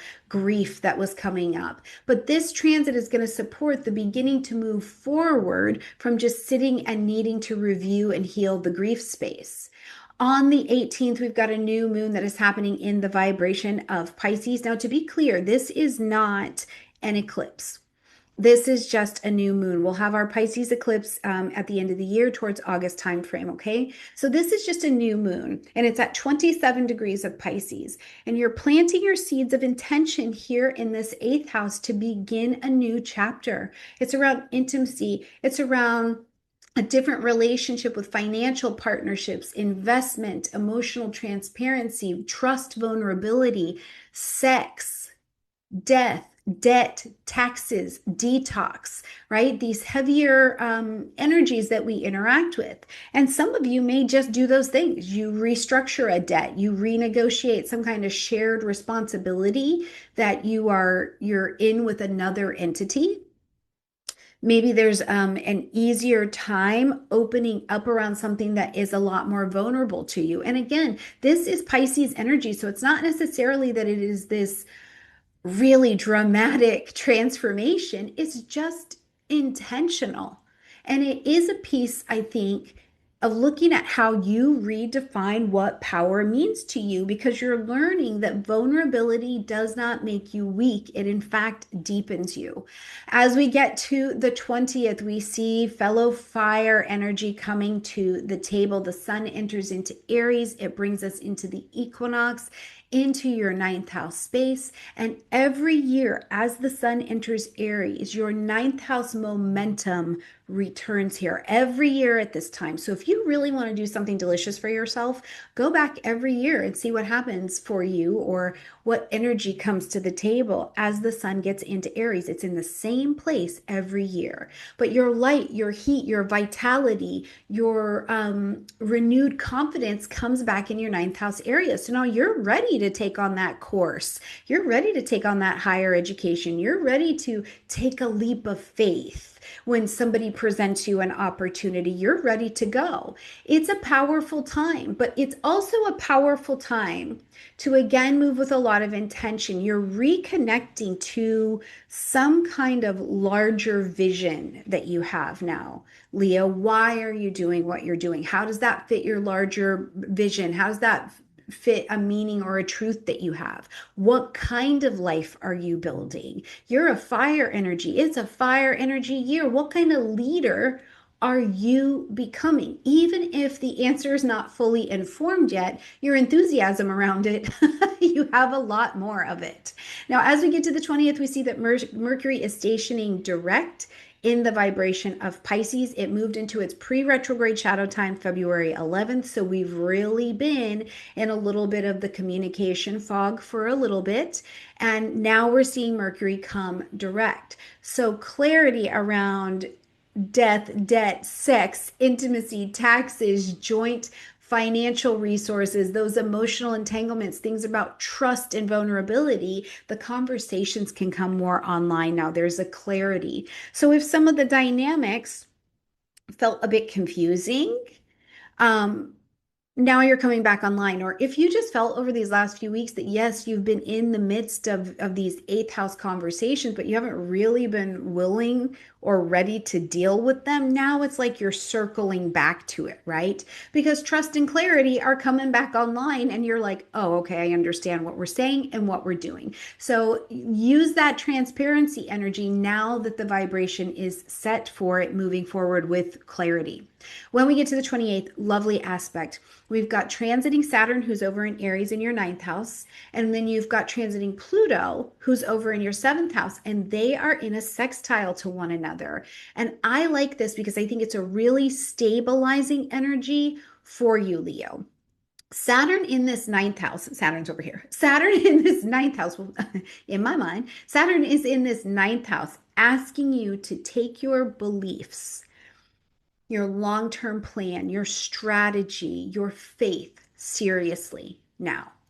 While Pluto's over in your seventh house, changing your relationships, your partnerships are absolutely transforming. And this includes who you want and need to be in partnership to allow you to really step into taking this responsibility seriously. So, this aspect together is an opportunity that you can take intelligent, informed action on and be supported in bringing in mature and transformative relationships, right? Like maybe you're deepening some kind of commitment to a direction that you wanted to go.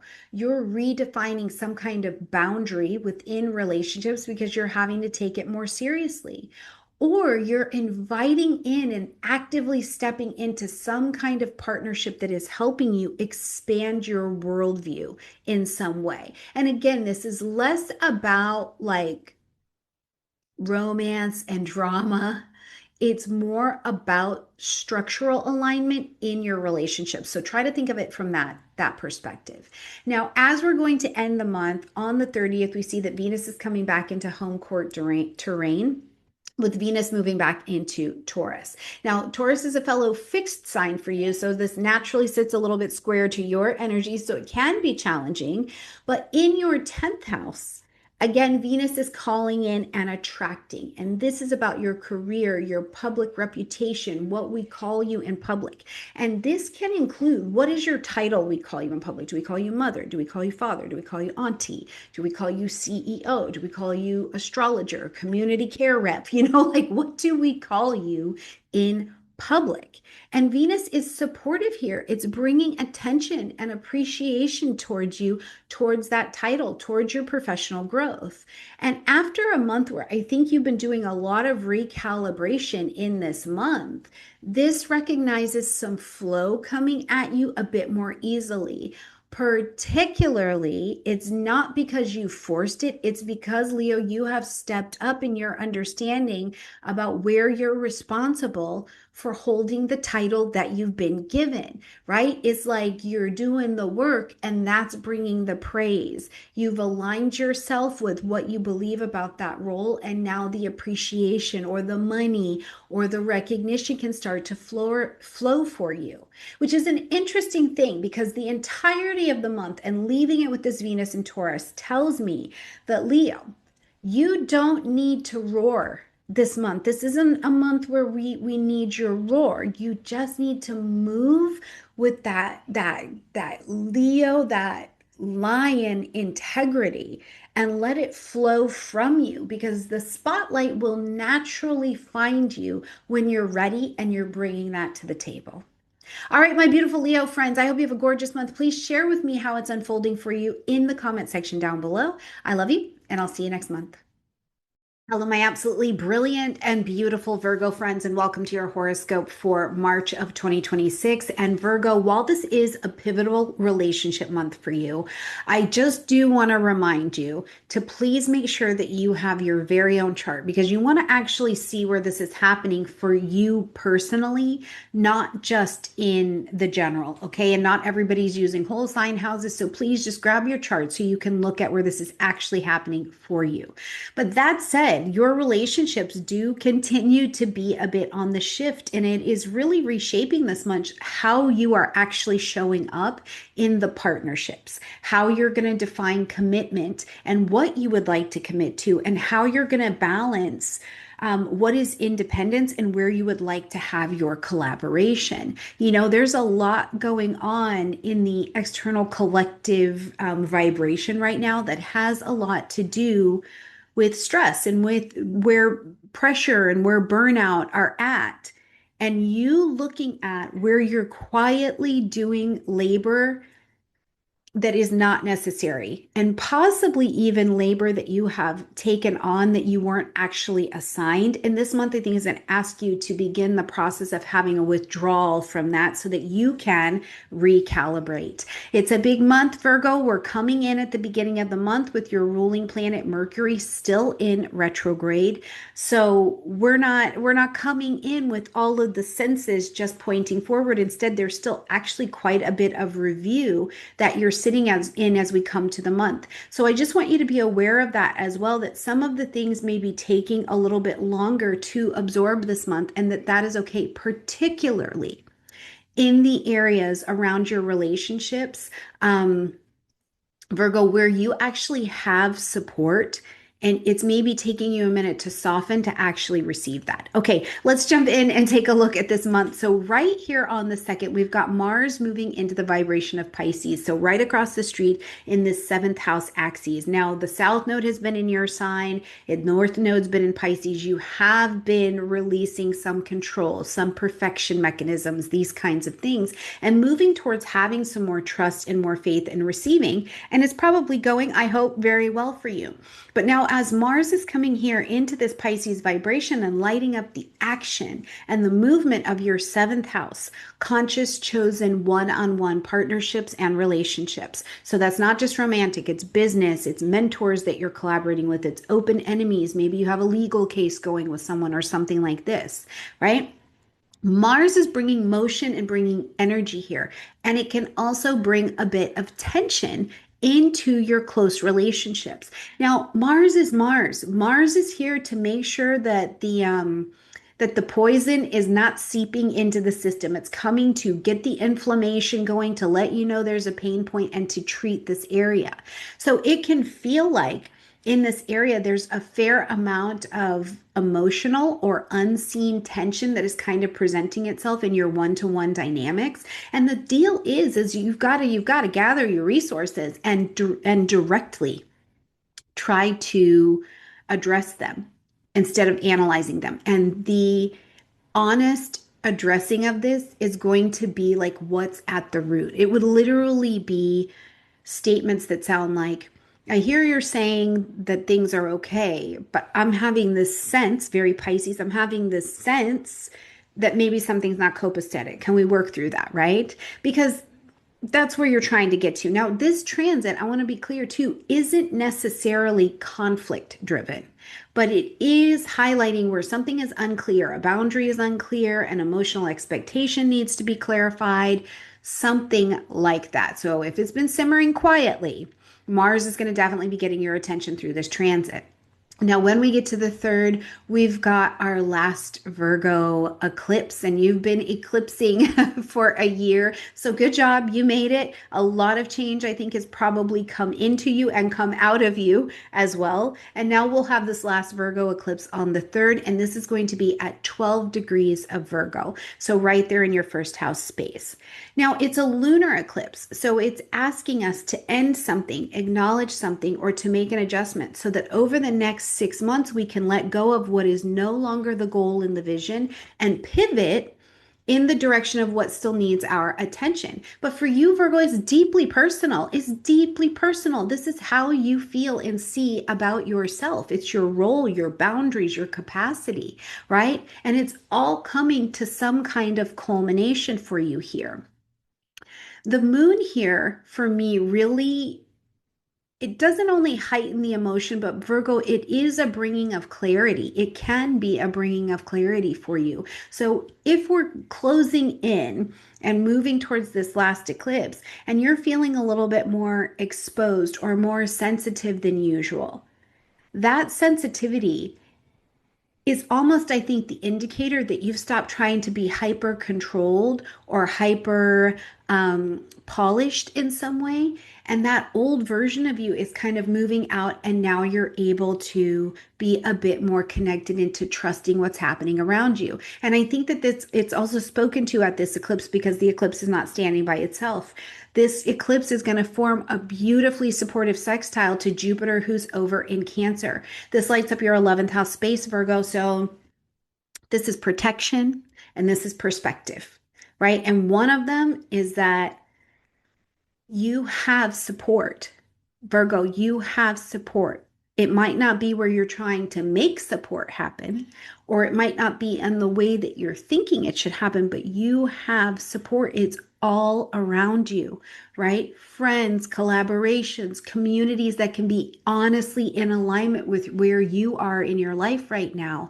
And it can show up in surprising ways. This is an eclipse. But the reminder here, I think, is that you don't have to do this alone, and you're not going to evolve in isolation, right? Growth is supported here for you by connection, especially if it's with people who really truly understand who and what you are. Now, we'll also see, of course, at this lunation that the moon, like we've seen many of our moons this year, is taking on a whole stellium of planets. It's literally our emotional lives having to take on a whole other set of energies.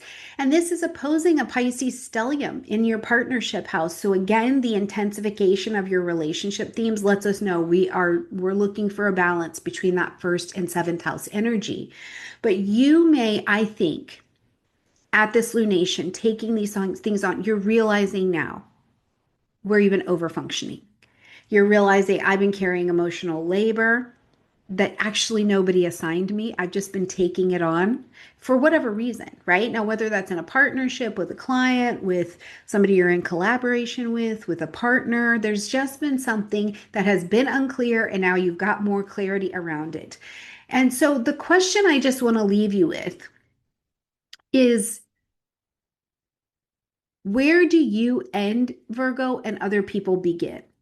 This lunation may be asking you to realize that, and then to accept support when appropriate, because you need it as well. Okay, let's move on to the sixth, where we see Venus moving into Aries. And Venus is not a hustle hard planet. Venus is attracting in, attracting in, attracting in. Now, this is going to light up your eighth house space, Virgo. So as Venus moves into the house of intimacy and assets, shared resources, emotional death actually lives over here, sex, astrology, they all live in the eighth house space. You're shifting your focus here towards vulnerability. Nothing good can grow if it's not planted in the garden of vulnerability, right? So this is becoming lush to you. So it can deepen a financial relationship you've got. You're literally calling a depth. You're calling that money to you. You're calling that resource to you. It can deepen a romantic partnership or some kind of relationship that you're attempting to be in of an intimate nature. But it is also the place where I don't think that Venus will tolerate calling anything to this area of your chart that is not built in trust and transparency. They are absolutely crucial and needed at this time. So, if you're coming through this transit and you feel more aware of power dynamics that are going on, who gives, who receives, who's carrying emotional weight, who's not, I think that this is a beautiful time again to address that and look at how you would bond or how you can deepen a bond if trust and vulnerability are absolutely present. Now, this transit also reminds us that not only does intimacy require openness, not just competency, right? Like you don't just need to know where all the parts or all the documents need to be signed, but there has to be an openness to it, but also that you don't have to chase and you don't have to accept crumbs. Let me know what that means for you in the comment section down below. I'm very curious. When we get to the 10th, we see Jupiter now coming direct in Cancer. Okay, this is why I say at that eclipse, Jupiter is still retrograde in Cancer. The support that you are looking for has likely been there this whole time. Jupiter was looking backward in that retrograde. And now, as Jupiter's coming direct in Cancer, lighting up your 11th house space still, it's ready to move forward with new perspective. It's ready to expand this area, but it is expanding what you've already gone back to, tended to, and make sure that it is the right size and it's not too big, it's not too grandiose, right? So if you've been feeling stalled in your 11th house, friends, organizations, social media, long-term plans or goals that you wanted to put out for yourself or your family, the energy will start to feel a lot more clear at this time. And it's like, okay, this actually aligns with the direction that I'm going in. So enjoy that. Now, in a world where the collective stress is high, I think that we're going to all be taking a deep breath because it's like, okay, we didn't need to fix everything during Jupiter retrograde. We can still move forward. When we get to the 18th, we're going to have a new moon happening in Pisces. Now, this is not an eclipse of any kind. It's just a new moon happening in Pisces. This is going to be at 27 degrees of Pisces, still in that seventh house place for you, but it's where you're getting to plant your seeds of intention to begin to walk forward in a different way. Let the fruits of new relationships or new relationship perspectives begin to come consciously into your reality. You know, for some people, truly, if you're single, or let's say that you are the independent business person and you want to have a collaborator or you're looking for a mentor, whatever single means here in the seventh house, you could see relationships beginning to come to an approach, particularly over this next year, right? If you're partnered in whatever way partnering means, this could be a time where you're saying, okay, we are really aligning well in these shared values, so let's continue to grow. This particular lunation is not loud, it's more emotional, it's more intuitive. And the question is simply, is this aligned with what I truly value? Is the energy aligned here? When we get to the 20th, we're coming into the equinox. The sun moves into Aries as it does this time every year. So happy birthday to the Aries area of your chart, which is again this eighth house space. Okay. When the sun moves into Aries, it brings light, it brings life, it brings heat, it brings vitality. We've got Neptune, we've got Saturn traveling over here as well. So the energy towards transformation, the energy towards those shared resources, finances, sex, intimacy, therapy, astrology, psychological work, any of that, the energy is there. So I think for you, Virgos, this is something I've been kind of holding in my mind, particularly after these nodes traveling, you know, really through your sign, is that I feel like this is the time where you have such courage to move forward and confront your fear, particularly places where you maybe would have applied more control before. You're applying more trust. You're applying an ability to be dependent, not dependent on, but dependent in a way that is graceful, right? You may also be called at this time to simplify things. You're like, okay, let's restructure these finances. Let's get the will together. Let's simplify this emotional pattern, something like that. But you're having the courage to do it in a way that is not crisis. It's empowered and it is direct. It's very Aries. You're like, I'm doing this one thing. I'm taking courage in this one area. So I'll be excited to see about that. Now, also on the same day, your ruling planet Mercury is going to come direct in Pisces. Brilliant. Now, all of these conversations that we've been having since February 11th of 2026, they're starting to have some clarity.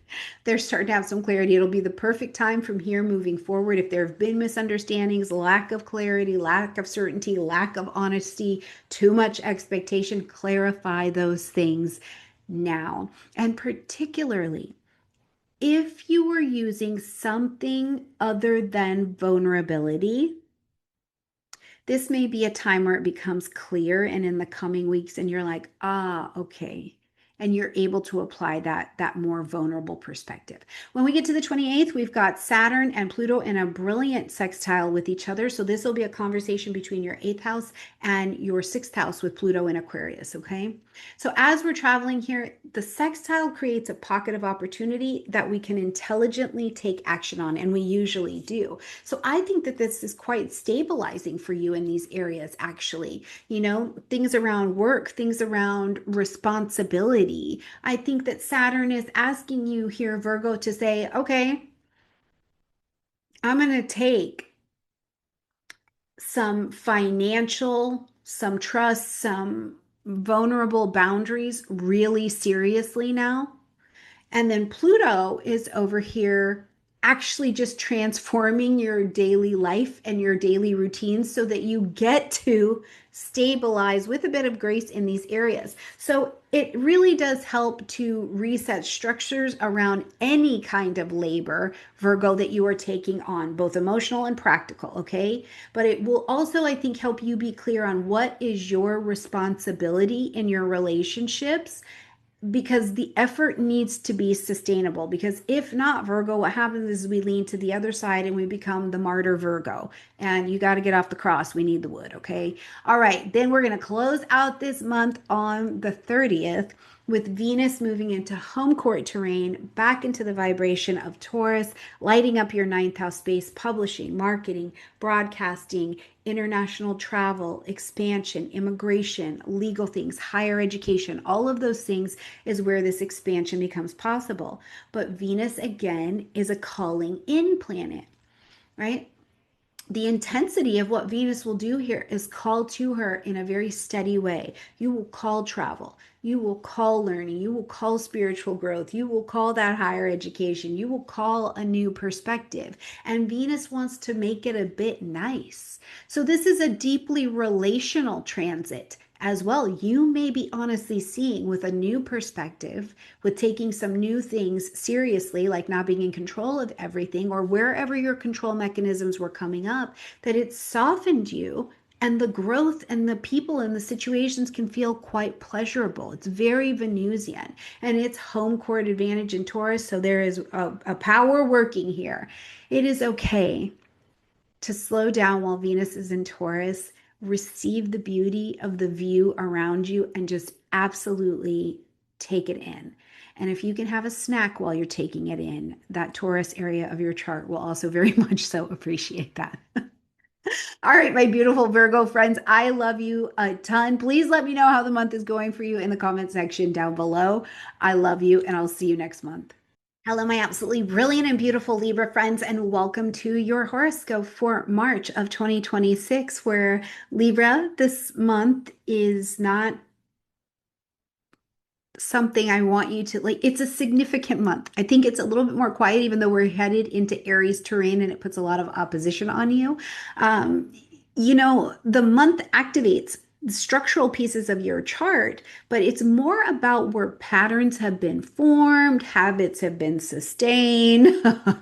long-term decisions need to be made because they're going to take root. So, I don't know if you're going to see all the fireworks that life has to offer this month, Libra, but I do think that there are some interesting points and we want to definitely check in. To include, we are coming into March with Mercury retrograde. So we want to just kind of keep this in mind as we're traveling through the month, that some of these things to come in and like make more sense and really make that connection, but especially between like head heart clarity connection, it may take a little bit for that to sink in, while other things you're going to make that head heart connection, particularly around things from the past or things with your health, and you're giving more compassion and more forgiveness, and the head and the heart just align.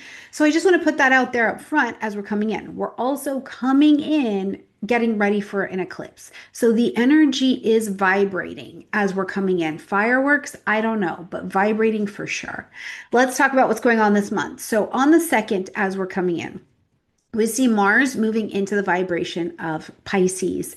So this is going to light up your 6th house space. And as Mars activates this 6th house that is about your daily routine, your work. I'm not talking about your career, but I'm talking about your work. Anything you do on a system or a schedule or a set of methods that make your processes happen, this is where the work is at. Now, sometimes it can just be flat out coworkers as well. So listen, we're not even into the forecast. And if some of you are having coworker excitement, please let me know in the comment section down below, because truly I'm kind of nosy. And also I'm a little bit curious as to how the astrology is going to move into a state of forgiveness or dissolving around that. Other things from the 6th house are your health. So Mars is going to bring energy here. Now, I like this because it can be a transit where you feel more motivated. You want to improve your habits. You're ready to let go of something because you want to reorganize your schedule in a way that feels more intuitively aligned. If there have been health concerns that have kind of been lingering, you're feeling a little bit more like you want to address them. However, because Pisces energy is so fluid, I just want you to be mindful that it may not unfold in a perfectly structured way like Mars would prefer that it would.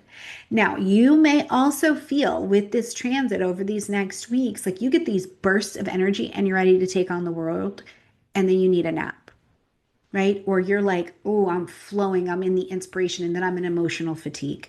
This would be normal under this transit. It's not about you having inconsistency necessarily, unless you're actually demonstrating inconsistency, but it is about, I think, asking for some compassion for where the planets are flowing, where the energy is at. Some things are being integrated, some things are being transitioned out, and that takes a lot of compassion to watch that non-linear process happen, particularly in a world that is changing, where because it's changing, we can be quite uncomfortable and we want to lean to something of the past that feels stable to make us feel like we have control. This may not be that.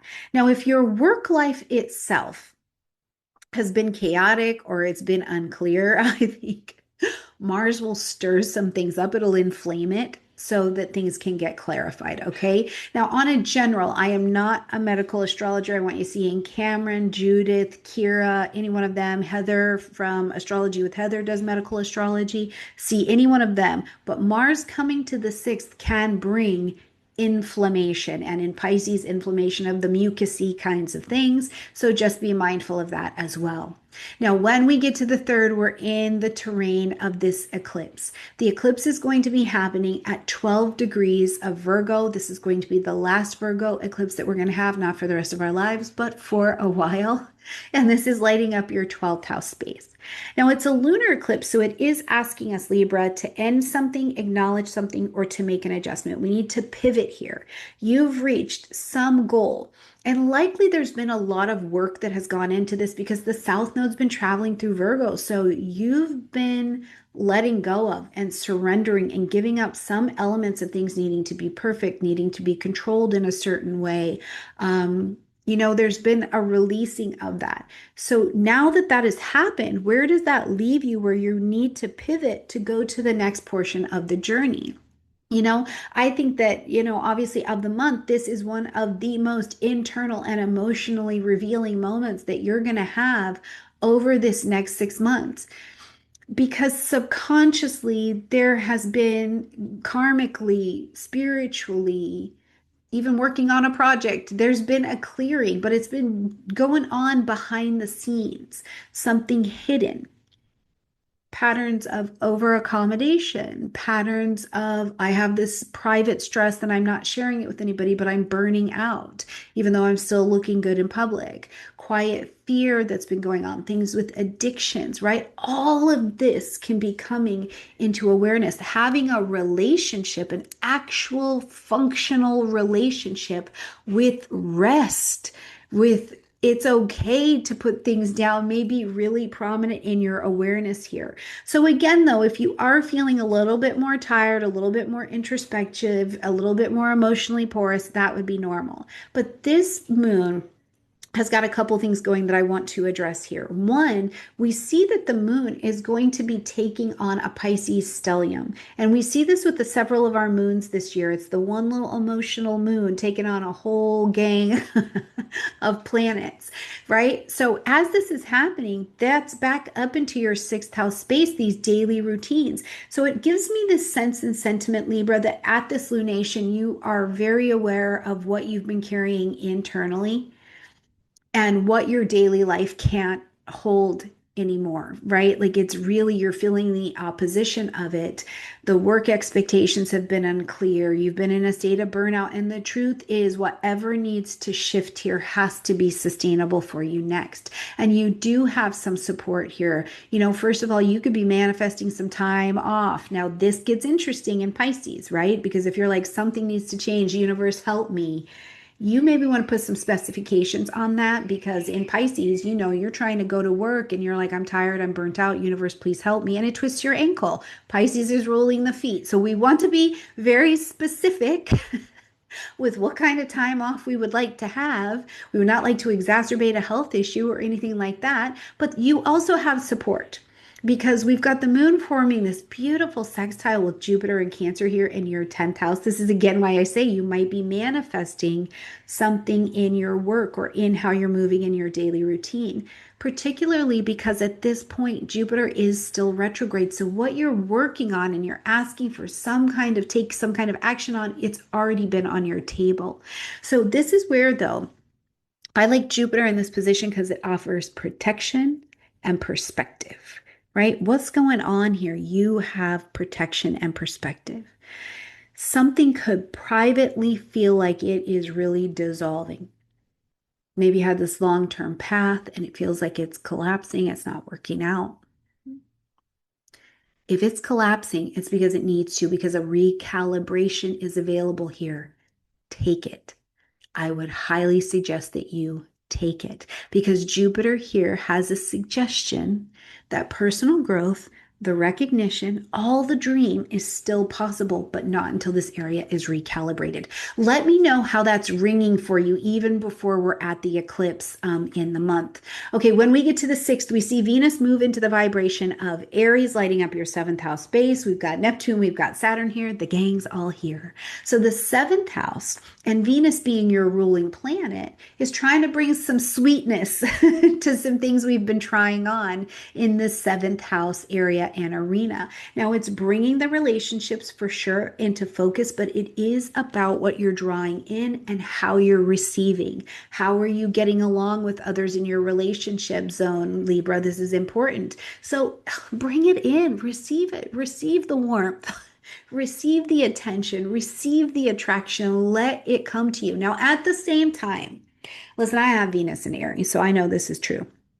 Venus in Aries wants directness. This is going to get direct. And so I like to describe it as like directly and aggressively, friendlily receive your blessings. If something needs to be addressed, this is not the time to skirt and go passive around it. Address it. That's not what I asked for, right? Venus is attracting in. I value this, so I'm calling it to me. And if I call something to me and it's not quite right, I can say, oh, that's not actually what I asked for, and let it back out. Okay. So this could be a little bit of a practice. Healthy relationships under this transit, whether it be a business relationship, a collaboration, even sometimes you're in court with somebody and it's more friendly than terrible. this could be great. The only quality being looked for here is honesty. And you may be learning under this transit that honesty does not come from avoidance. It comes from acting like an Aries. So there's a seriousness to this area of your chart. Now, for the rest of you, I would love to see a little bit of money flowing that direction for you as well. When we get to the 10th, we see Jupiter coming direct in the vibration of Cancer. Again, now it's going to bring all of this energy you've been working on in your career and your reputation and what we call you in public. Now it's going to bring everything that expanded here. You reviewed it, got it down to the right size. Now you can start to move and take this forward. So Jupiter coming direct here in the 10, it's like professionally or in your reputation, it's marking a turning point for you. If you have felt stalled in moving something at work product, girl, what? If you have felt stalled in moving something at work or like a product forward, you can start to see that energy releasing again. The momentum is beginning to return here. Now, the other thing about Jupiter in Cancer, though, this is a fellow cardinal energy. So I have a sense for you too that support or leadership or some kind of guidance that maybe you were looking for in your role, whatever that is. Are you a mom or a parent and you've been looking for a parenting group? Have you been wanting to expand your business out? Whatever it is that has needed to take you in a different direction. You've had support and you may not have been accessing it. And this transit starts to, as it's coming direct, push you forward and see where you also have a bit of support. It also supports emotional intelligence with what you're doing in public. So let me know what that also means to you too. Just let me know about the whole month, okay? All right, when we get to the 18th, we've got a new moon happening in Pisces, and this is just a new moon. This is not an eclipse. It's not anything like that, but it is going to light up your sixth house at 27 degrees of Pisces. So you're planting your seeds of intention. Now this is beginning that new chapter in this health, daily routines, work, freelance work kind of area of your chart. So you might be feeling more recalled. You're like, I need to reset these habits. I don't know why I'm looking at your gym over here, but maybe you want to reset those habits. You want to improve your boundaries at work. You want to tighten up contracts. You want to prioritize your wellness in some way. This new moon is your opportunity to plant those seeds of intention. And remember, it's not going to pop up overnight, but beginnings are still the place we all start. When we get to the 20th, we see the sun now coming into Aries as well. As if this area wasn't already caked up with beautiful. Now we're going to welcome in the equinox, the sun back in Aries the same time every year. So it's a happy birthday to the relationship area of your chart. The sun is bringing in light, heat, life, vitality, and your relationships take absolute center stage. And it is a really powerful period, like it is every year, for you to reevaluate your partnerships in every way: romantic, personal, contractual, legal. What is it that you are partnering around? This is the time where the sun wants movement here. So you may feel, I got to hold on to my solar plexus here. Libra, maybe you're feeling more aware of what you need from others. Um, and it's not about blame. It's just about, I need to realign this area of my chart. The sun is here. I want to take initiative. I want to be balanced in my relationships so they can be energized, right? And realizing maybe more too with Saturn here where the imbalances are and that it's not going to work for you. But the difference would be clearer to you now as the sun is in Aries. When we get to the 20th as well, we're still on the 20th. On the 20th, in addition, Mercury is stationing direct here in Pisces, so some of the fog can start to lift. Things can become more clear. Things that felt chaotic or overwhelming, now there will be a bit more clarity to this particular energy. And think back to things again that were happening starting around February 11th, that time frame. Because now, as we continue in the weeks going forward, there may be more clarity specifically about those things. On the 28th, as we're getting ready to close out the month, we've got Saturn in a sextile to Pluto, who's over in Aquarius, lighting up your fifth house space.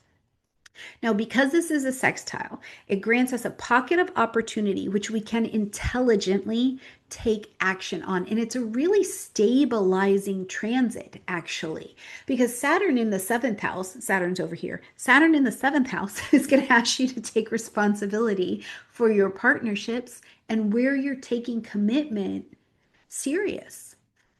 Pluto's over here in your fifth house, and it's continuing to transform your creativity. It's continuing to transform the way you personally express yourself. For some of you, it's doing this new transformation with your children or things around children and those concepts, right? Either way, as they're sextiling together, it supports mature, long-term relational growth. And I absolutely love it. Like, you may honestly redefine what commitment means to you.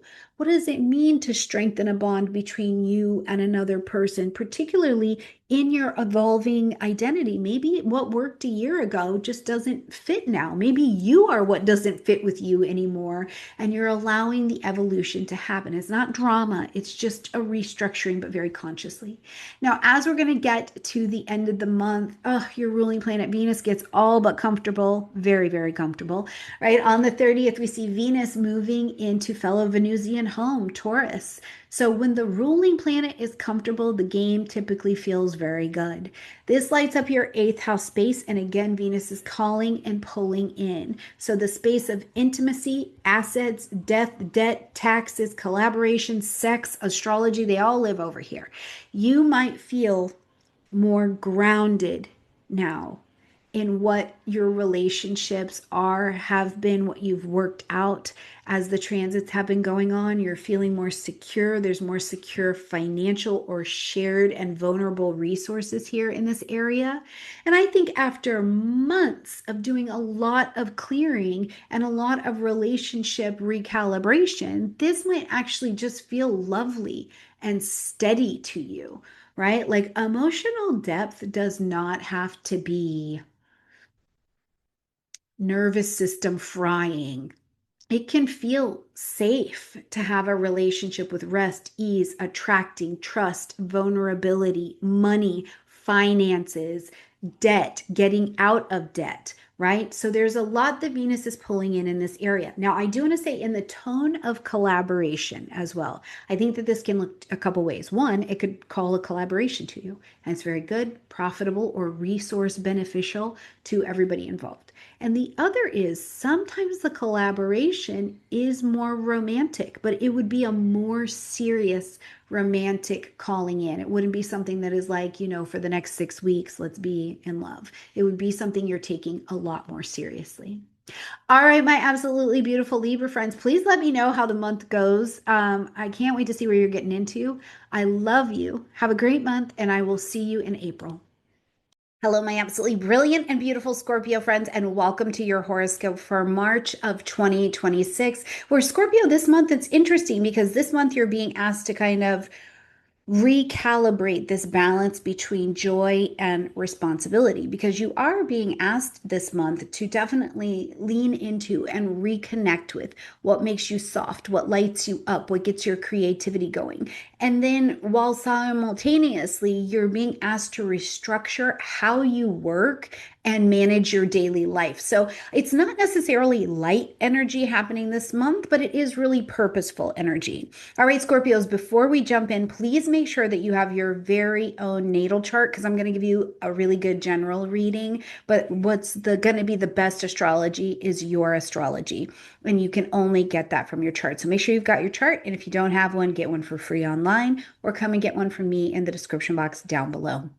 All right, Scorpio, into the month we go. Now, as we're coming in, we have still got Mercury retrograde as we're kicking off this brilliant month. So we want to kind of just keep this in mind as information is continuing to float around, particularly things that maybe started to come to your table around February 11th when Mercury entered into its pre-retrograde shadow time. We're still it's still bubbling. We're still in review. That's where the power is at in terms of communication right now. But we are also going to see that Mercury does come direct this month. So some clarity will come, but it's not going to be until about mid-month. Okay, so just kind of plant this in your mind to keep a note on. But as we are here on the second, we see Mars, one of your ruling planets, head into the vibration of Pisces. And this is on March 2nd. Now, this is going to light up this fifth house space for you. Okay, Saturn, Neptune, they have worked their magic on this particular fifth house area of your chart, the house of joy, pleasure, play, creativity, self expression. And now, as Mars comes here, this area gets energized. It's reigniting those passions. It's pushing that artistic motivation. It is pushing things forward romantically. So, take advantage of this energy. However, Pisces is still Pisces. It's a water energy, just like you are, right? It's emotional and really fluid. So as Mars is traveling through this area of your chart, expect to have a bit of an up and down in your own fluidity. You might be feeling so inspired, you're like, I'm going to be the next Michelangelo, provided Michelangelo doesn't have anything weird in his history. I don't even know if anybody's safe anymore. Okay, but let's just say you're super inspired in the morning and the next day you're so withdrawn, you're like, no, I just can't even. This would actually be normal. And this wouldn't be inconsistency. This is just about experiencing the depths of where that energy is moving. So for those of you who've been suppressing any kind of creative urges, or you're like, I can't take on pleasure because it's not responsible, this may be a time where Mars is bringing this area back to life. Now, this could also be something that is happening for your children, Scorpio, or around concepts of children, because the fifth house does rule this area. The other thing I do not want to miss saying is that even in Pisces, where Mars is not necessarily that comfortable, Mars is Mars. So in this area, you could also see some inflammation. This could be the time where the intensity with the kids or something around kids, it is excited, but more in a way that has a bit of conflict and a bit of inflammation. Whatever it is, wherever Mars goes, we notice that that's where we have some action and energy. Okay, as we get to the third, now we are at our last Virgo eclipse that we're going to have in this eclipse cycle. And we've got this lunar eclipse happening at 12 degrees of Virgo. For you, Scorpio, this lights up the 11th house space. Now, the nodes have been working through that south node through Virgo, that north node through Pisces for over a year. So I actually don't think that you're that surprised by the results of what this eclipse has to offer. But as it's coming here, it's our last kind of turning point for you here in this house of friendships, communities, long range plans, goals, designs, things having to do with technology, science. All of this is taking its like future oriented turning point, per se, right?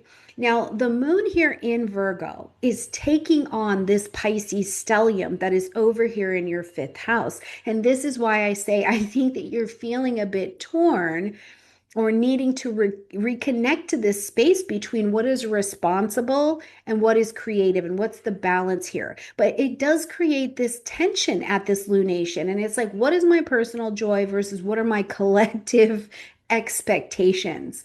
And so this can be a little bit tricky. And you may realize, Scorpio, that certain friendships or certain group commitments or even certain commitments that you have taken on for a very long time are coming to an end and they're just not in alignment with you anymore. Or you could find yourself feeling torn between what you want to create and what other people are expecting to you. So I'm going to ask you to think about it in one vein at this eclipse,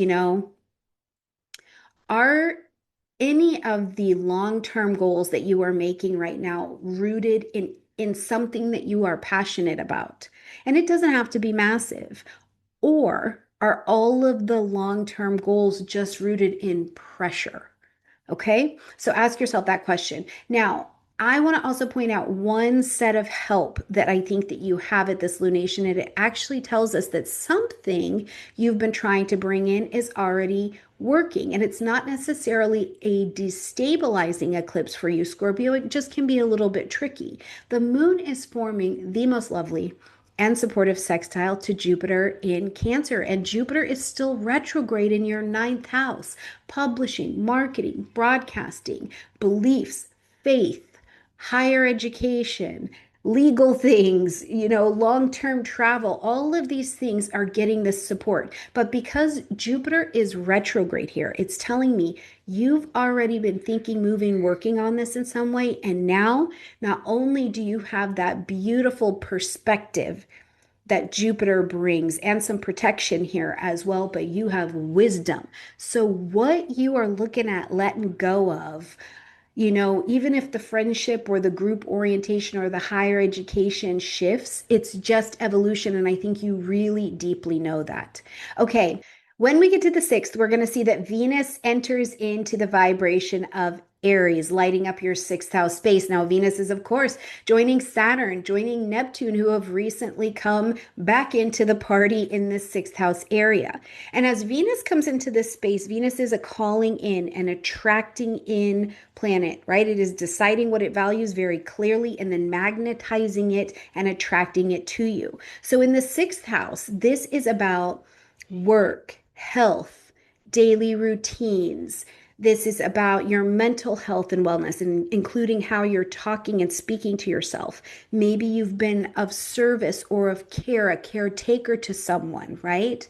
But as Venus is coming here and joining this Saturn and Neptune energy, this is important, I think, because your daily systems, you're calling in what's the best, most valued alignment to you, Scorpio. But Saturn is saying we have to restructure it.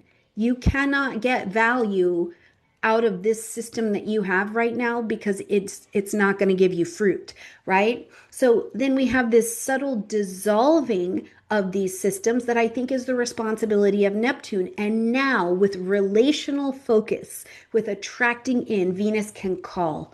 It can say, okay, I've restructured based around what I value, around who I value. Let me call it on in here. So your work at this point, Scorpio, gets to be rooted in clear boundaries, clear values, and what you are willing to put some discipline behind. And this is not with Venus here. This is not, it doesn't feel like punishment. It's not like, give me 5 more crunchies, right? It is like, you know what? I could do another 5 because it's just nicely restructured. When we get to the 10th, we see Jupiter coming direct now in the vibration of Cancer, and this is on March 10th. So, of course, this is going to light up that 9th house space that you were already in review in, eclipsing what's happening here, telling you, okay, we're going to relinquish a little bit of control and we're going to do some restructuring because we have some different information now.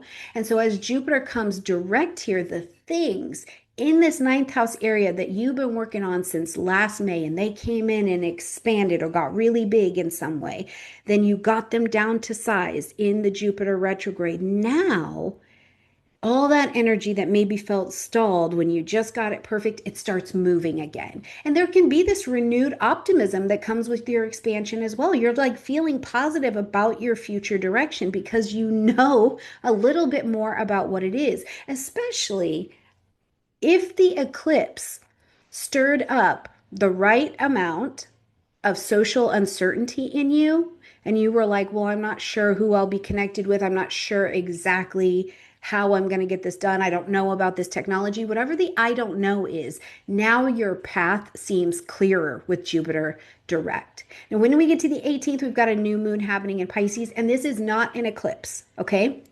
It's just a new moon. It's not ever just a new moon, but it is a new moon. There's no eclipsing happening here, okay?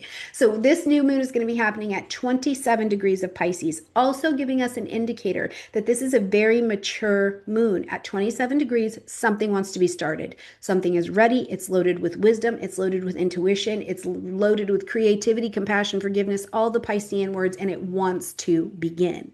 Now, in the 5th house, this could be joy, pleasure, play. Could be things having to do with children. Whatever it is, something fresh, something new wants to be born. Whether it's an idea, it's a relationship dynamic, it's a project, right? But again, I have this question for you, like, where and have you been suppressing some kind of joy?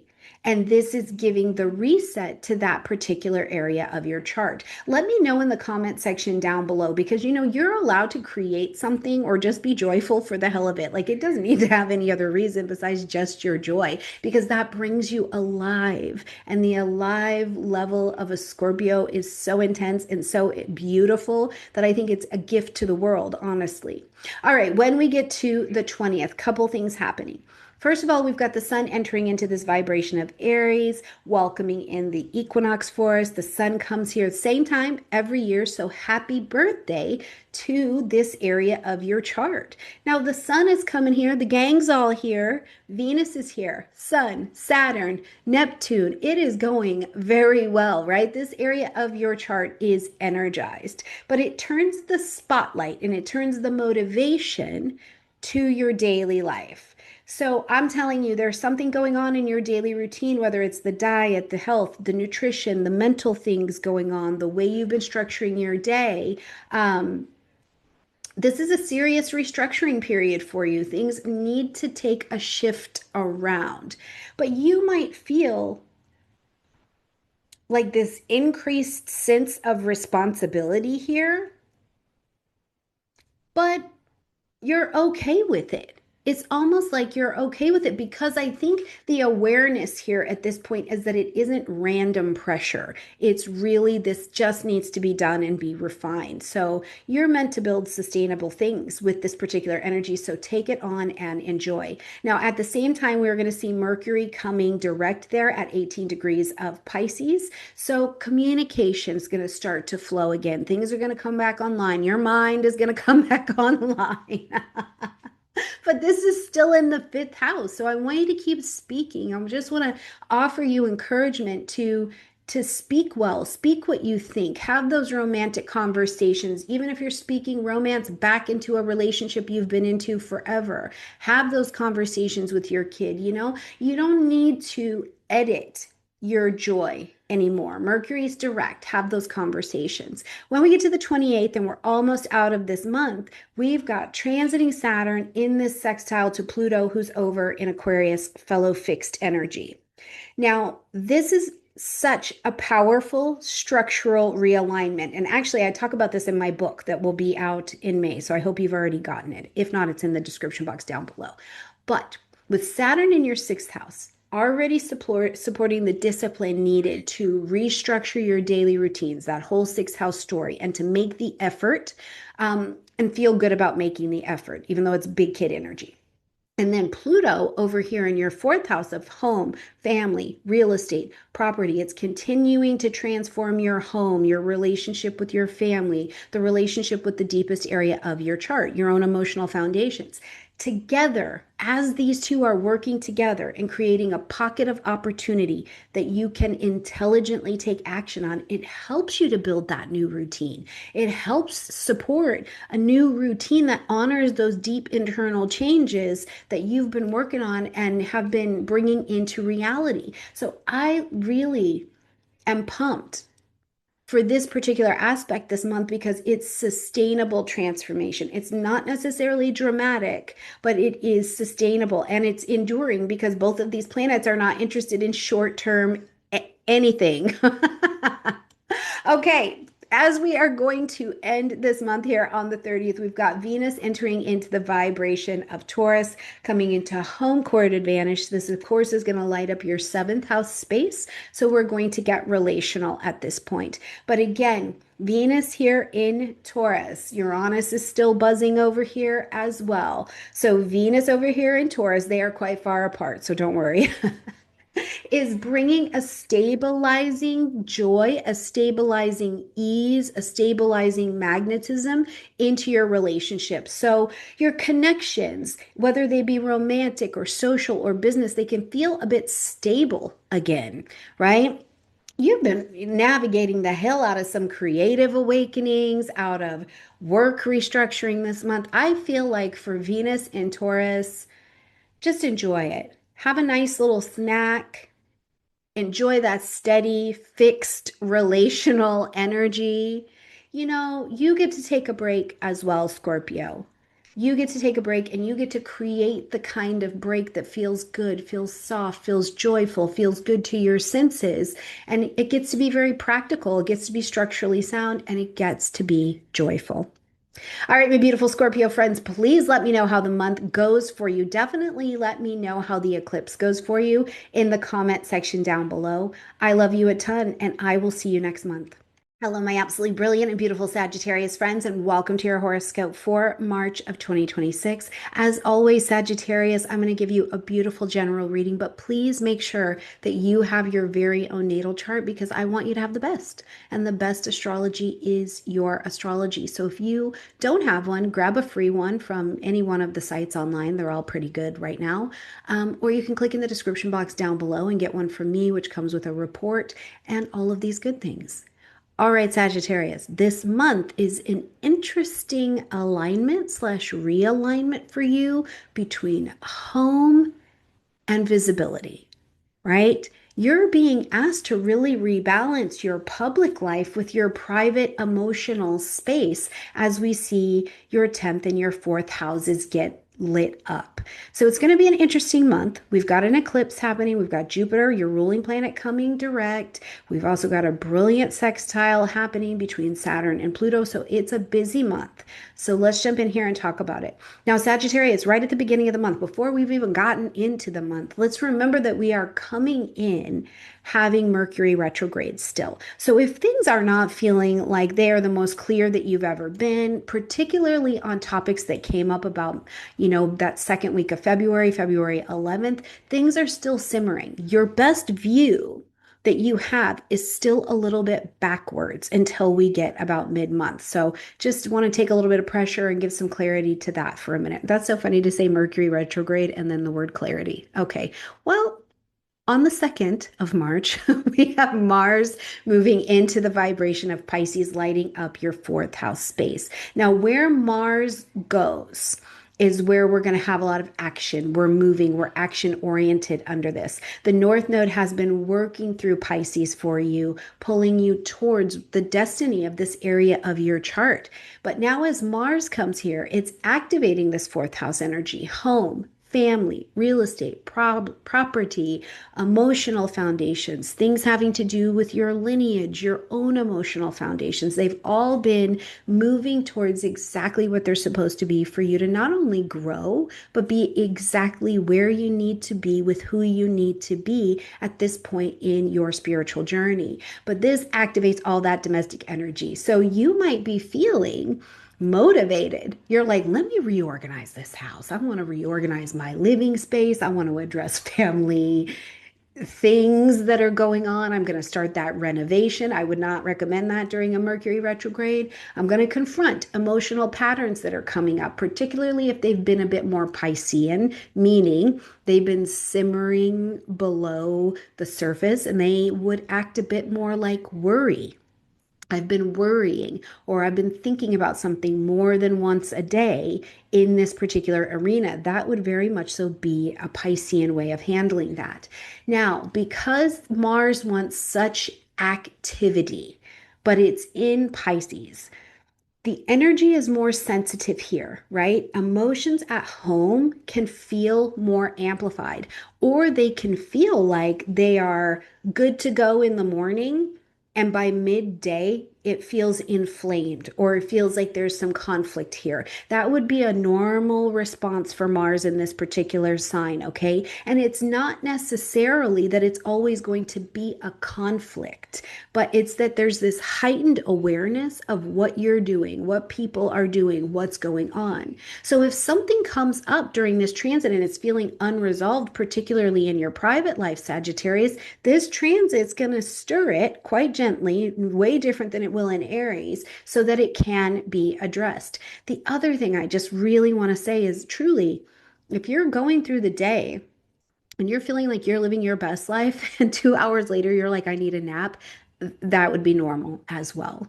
When we get to the 3rd, we have got the last eclipse happening in Virgo at 12 degrees of Virgo. Now, this is a fellow mutable energy. So, something I think a lot about with the mutable energies is honestly, Sagittarius, in the weeks leading up to this eclipse. You might have been feeling it. And again, it would present a little bit more like anxiety, low level anxiety, which is just fear.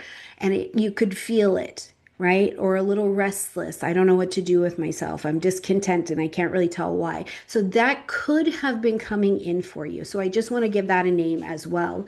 But as we're going to have this eclipse, it's going to light up your 10th house space. Now, again, the South Node's been traveling through Virgo for you for over a year. It has been working out this area for you. It's been showing where there has to be some surrender of control. You organized something very well. You made a plan and you likely have really followed it, Sagittarius, like to the letter, and it's working out. But it has also told you here that just because you made the plan doesn't mean that the universe is on board with it. The universe is only on board with your greatest plan. And that can be tricky for humans to get involved in. But as this activates that 10th house space for you, the eclipse is going to ask us to end something, acknowledge something, or to make an adjustment, Sagittarius, right? And this is in that 10th house. So at your work, in your work, your public reputation, something we see you doing in public, or a name that we call you. Do we call you college student? Do we call you father, mother, grandmother, CEO? What is the title we call you in public? Because this is a turning point in how you are seen and known in the world, okay?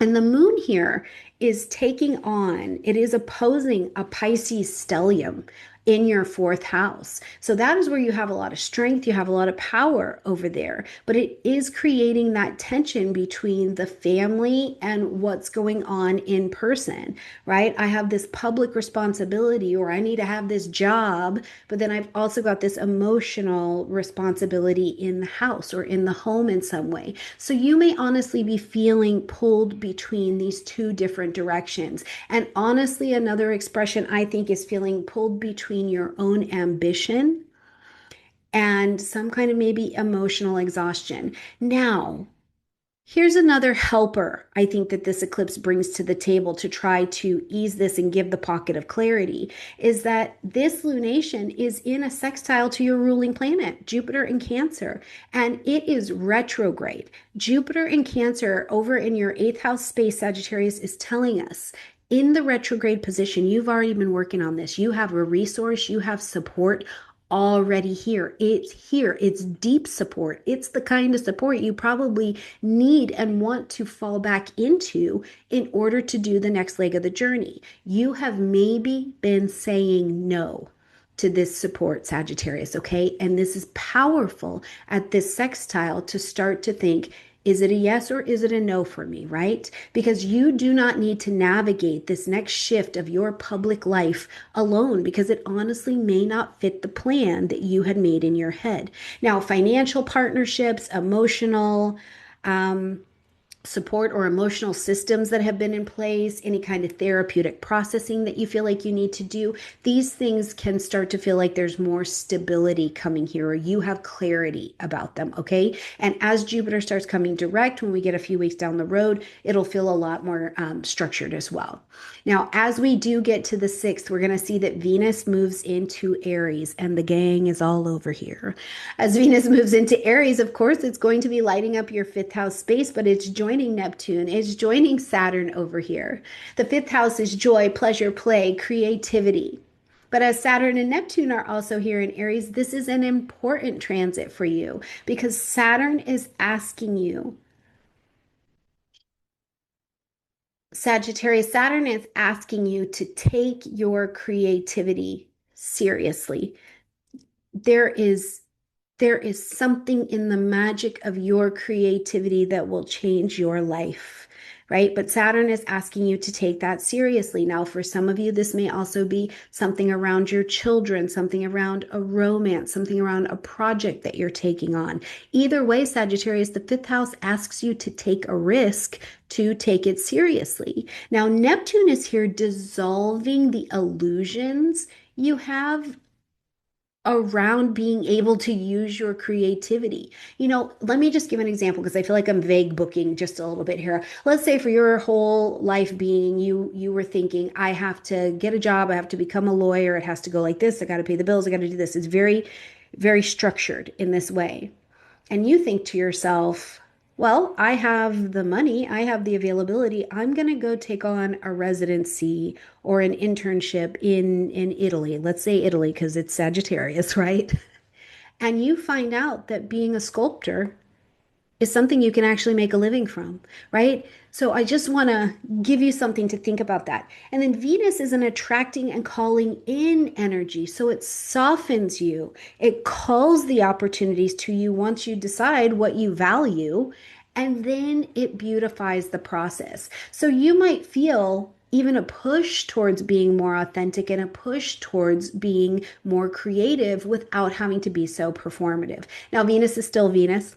It's showing up here in the fifth house. You could absolutely have love coming your way, a little romance. And if you're in Italy, I say welcome it. Okay, when we get to the 10th, we see Jupiter, your ruling planet, shifting direct in the vibration of Cancer at 12 degrees of Cancer. And this is in your eighth house space. Now, again, Jupiter's been retrograde. Well, we really want to go back to last May when Jupiter moved into Cancer in the first place. So it was back there for the first time in 12 years. You had some things come in, get very big opportunities. There was growth around shared resources, assets, intimacy, emotional healing, therapy, all of these things, right? It got expanded during the Jupiter retrograde.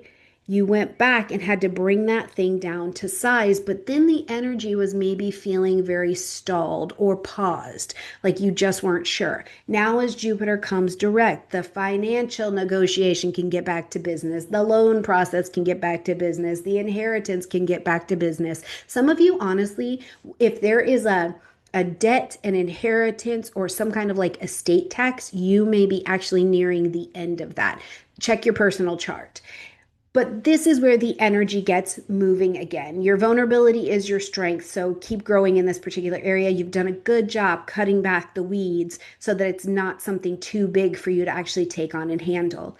As we get to March 18th, we're going to see that we have a new moon happening in Pisces. Now, this is not an eclipse. It's a new moon, but this is a new moon at 27 degrees of Pisces. So it's quite mature, right? It's quite mature. You have wisdom packed in here, but it's also quite urgent. So something in your fourth house space is you're planting your seeds for your new chapter of your new home, or what home on the inside or home on the outside is for you, Pisces. You may move, you may renovate, you may shift.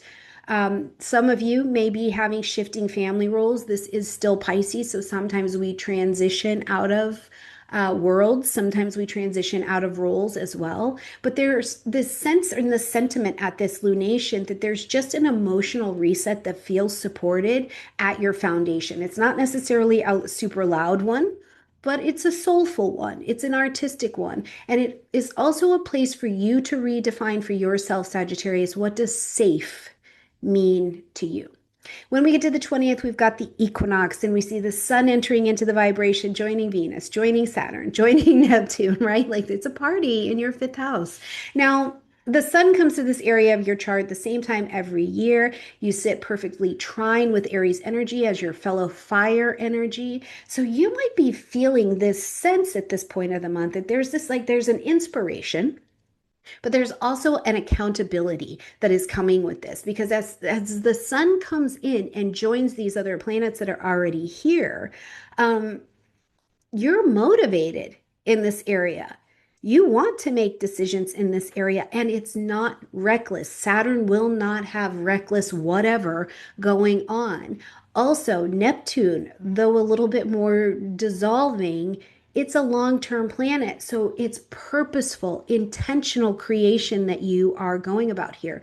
And I just want to say here, I think that you're really building something that is going to last, right? Because you're doing it with a lot of wisdom. So whether it's a relationship, whether it's a project, whether it's whatever it is, it's going to require commitment, and this will last. Some of you, you might be taking that romance to a next level. So let me know in the comment section down below if that's you. We'll also see that Mercury stations direct in Pisces this day at 18 degrees of Pisces. So communication is going to come back online.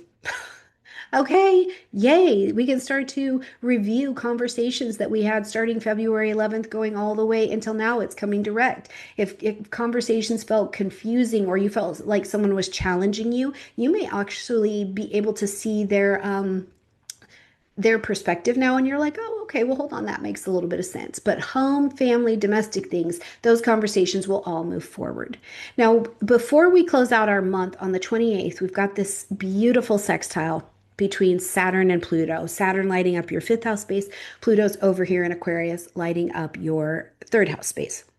The sextile is a pocket of opportunity, but we intelligently take action on it. This is why I love a sextile, because it does get us moving. So this is a powerful structural alignment for you, right? Because Saturn there in the fifth wants discipline in whatever you're going to create.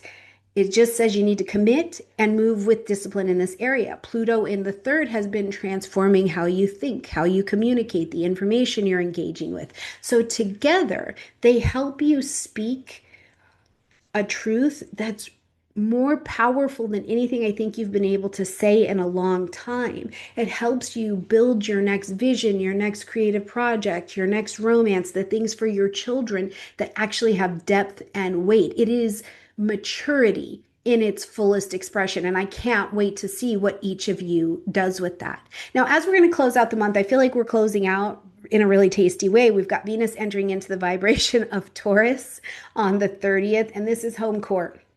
Venus is at home. It's in domicile in Taurus. This, of course, is going to light up your sixth house space. Uranus is still in Taurus, but at the far end, making its way out. So these two are vibrationally having a conversation, but not in orb. Okay, so they're not close to each other. As Venus comes to Taurus, it is like, I just want you to think about your sixth house of daily routines, health, work, home, career, the way that you speak and you take care of yourself mentally as well.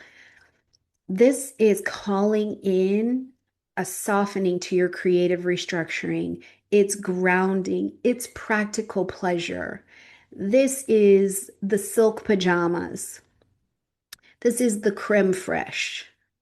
This is the honest, healthy, steady energy that makes your system feel calmer and more steady while you're making changes. It makes things more manageable and less stressful. You are a mutable sign. The ability to get worked up or get anxious, that's a mutable sign quality. So this is a lovely way to end the month. Your foundation, can you hold it? Can you receive it? Where are you in your Venus reset? How are you feeling about being able to receive and hold, particularly the good things, the good offers when they come to you?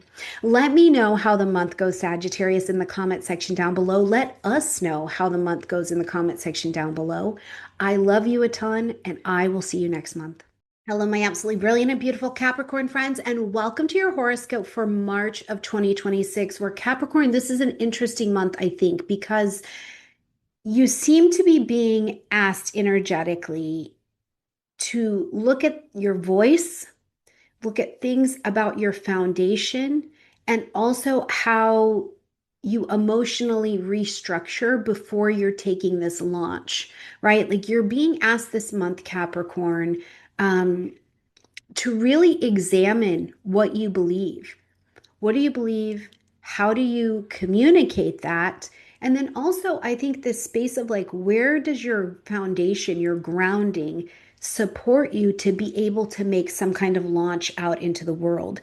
And as I was sitting with the Capricorn horoscope this month, I was thinking about how steady you are. You know, that this is a lifetime for you of being very Capricornian, but in the current global kind of economy and environment where the economic pressure, where leadership instability, these things are very, very real.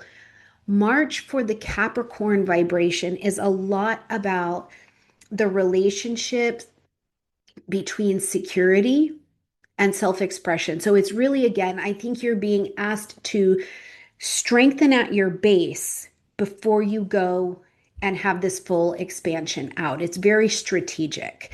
Okay, Capricorn, let's jump in and talk about the month. Oh, before we do, please make sure that you have your very own natal chart. I'm going to give you a gorgeous general. It's well put together, but I want you to have the best. And the best astrology is your astrology. So grab your chart, a free one offline, or click down below, get your chart and a report from me so that you can actually see where these transits are happening in your personal chart.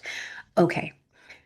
As we're coming into this month, Capricorn, we want to keep in mind that our communication planet, we're talking about so much voice for you this month, but literally the communication planet is in retrograde as we're coming into the month. And it's nothing to be worked up about, but it is to be mindful that since February 11th, really all of those things that have been coming in, your strength is looking back on them. It's not necessarily being perfectly clear on where you're going to expand it as it goes forward. So just keep that in mind. We're still in a fair amount of mental and communicative review as we're coming here into March. Now, on the 2nd, we see Mars moving into the vibration of Pisces, and this lights up your third house space.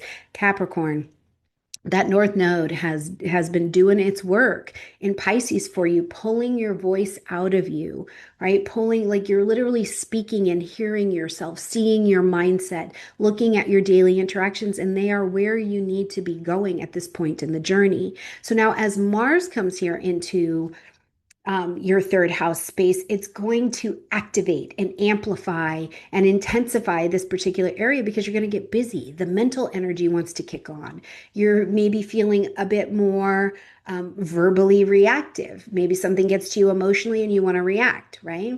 Discussions are going to be more Martian, they're more heated, they're more motivated. The way that you're speaking can feel a little bit like, I don't want to hold back anymore. Now, I think you should be doing it. Do it, say your stuff, but remember that when you say your stuff, it's going to hit a person and that person may have a reaction. So, what kind of reaction and what are you trying to achieve while Mars has got you all going? Now, Pisces energy can also be a bit blurry. Okay, so I mean it. Choose your words carefully. It's not about not saying what you want to say and expressing yourself clearly, but it is again about choosing your words wisely. The other thing is, you may have this inspiration pour into you at 9 o'clock in the morning and you're like, I'm going to make this blog. I'm going to whatever, right? And you're gung ho for it. And by noon, you're like, I need a nap and I don't want to say any words ever in my whole life. It can be like that with Pisces energy. And this is not an inconsistency. It's the fluidity of how Pisces energy rolls. Mars wants to go straight and directly at something, and Pisces is not like that. So, if you feel in the flow, just know that that would be normal. And also, because Mercury is retrograde, if something was going on with siblings or it felt confusing in that area, or you were trying to learn something and it felt confusing, the energy will come back around. Stay with it. Mars will keep you in the practice, okay? As we get to the 3rd, we've got a full moon lunar eclipse happening in Virgo, and this lights up your 9th house space of publishing, marketing, broadcasting, beliefs, your worldview, legal things, travel, but travel like you're going far distances away, something like this, right? Virgo South Node has been working this area of your chart, and this is the last eclipse that we're going to see. So it's been taking away. You've made a plan, Capricorn. You've been clear. You made a plan. You were pushing it forward. And then the South Node came and said, the universe wants you to have a plan and has some discipline, but only what is the best plan delivered in the best arrangement for you, Capricorn. So for many of you, you may be experiencing, as we have this eclipse, the depth of that South Node energy where it's like you have to take your claw marks out of the plan. Do a little organizing, but then we've got to go towards the Pisces side. Speak with compassion, move with compassion, trust that you made the plan. Now it will unfold. Now, as this lunar eclipse is happening as well, it is opposing that Pisces stellium, right? You've got the weight of this eclipse is over on this Piscean side. So I can see it creating the tension here between what is my faith? What is my big picture belief? What is my thing that I want to expand out here? What am I doing with my education? And your everyday thinking.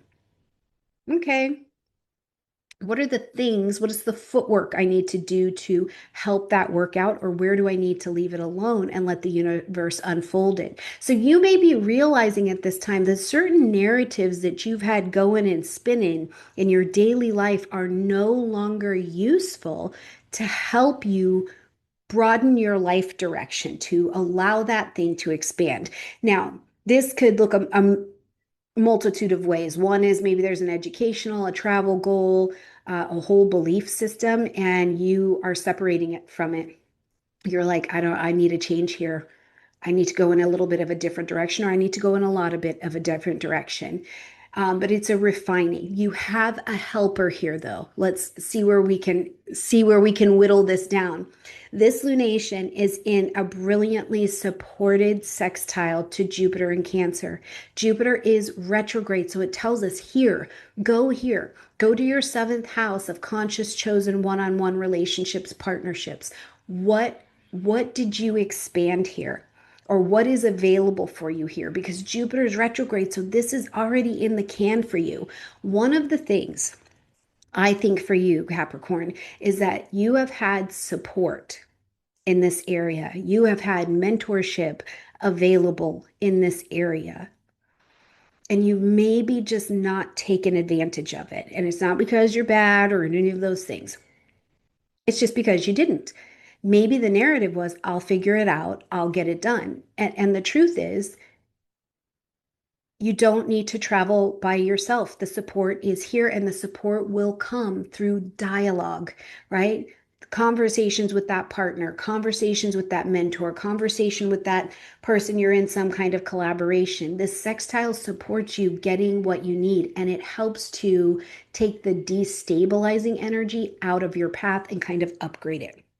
All right, when we get to the 6th, we're going to see that Venus is entering into the vibration of Aries, joining Saturn, joining Neptune. The gang's all here in the 4th house, right? So it's major for you. This is a major transit. We've got Saturn and Neptune working here. And Saturn in the 4th house, home, family, real estate, property, is already restructuring this area. It's saying you're going to take some kind of responsibility at home, something in your family dynamics, maybe even a physical project that you're taking on.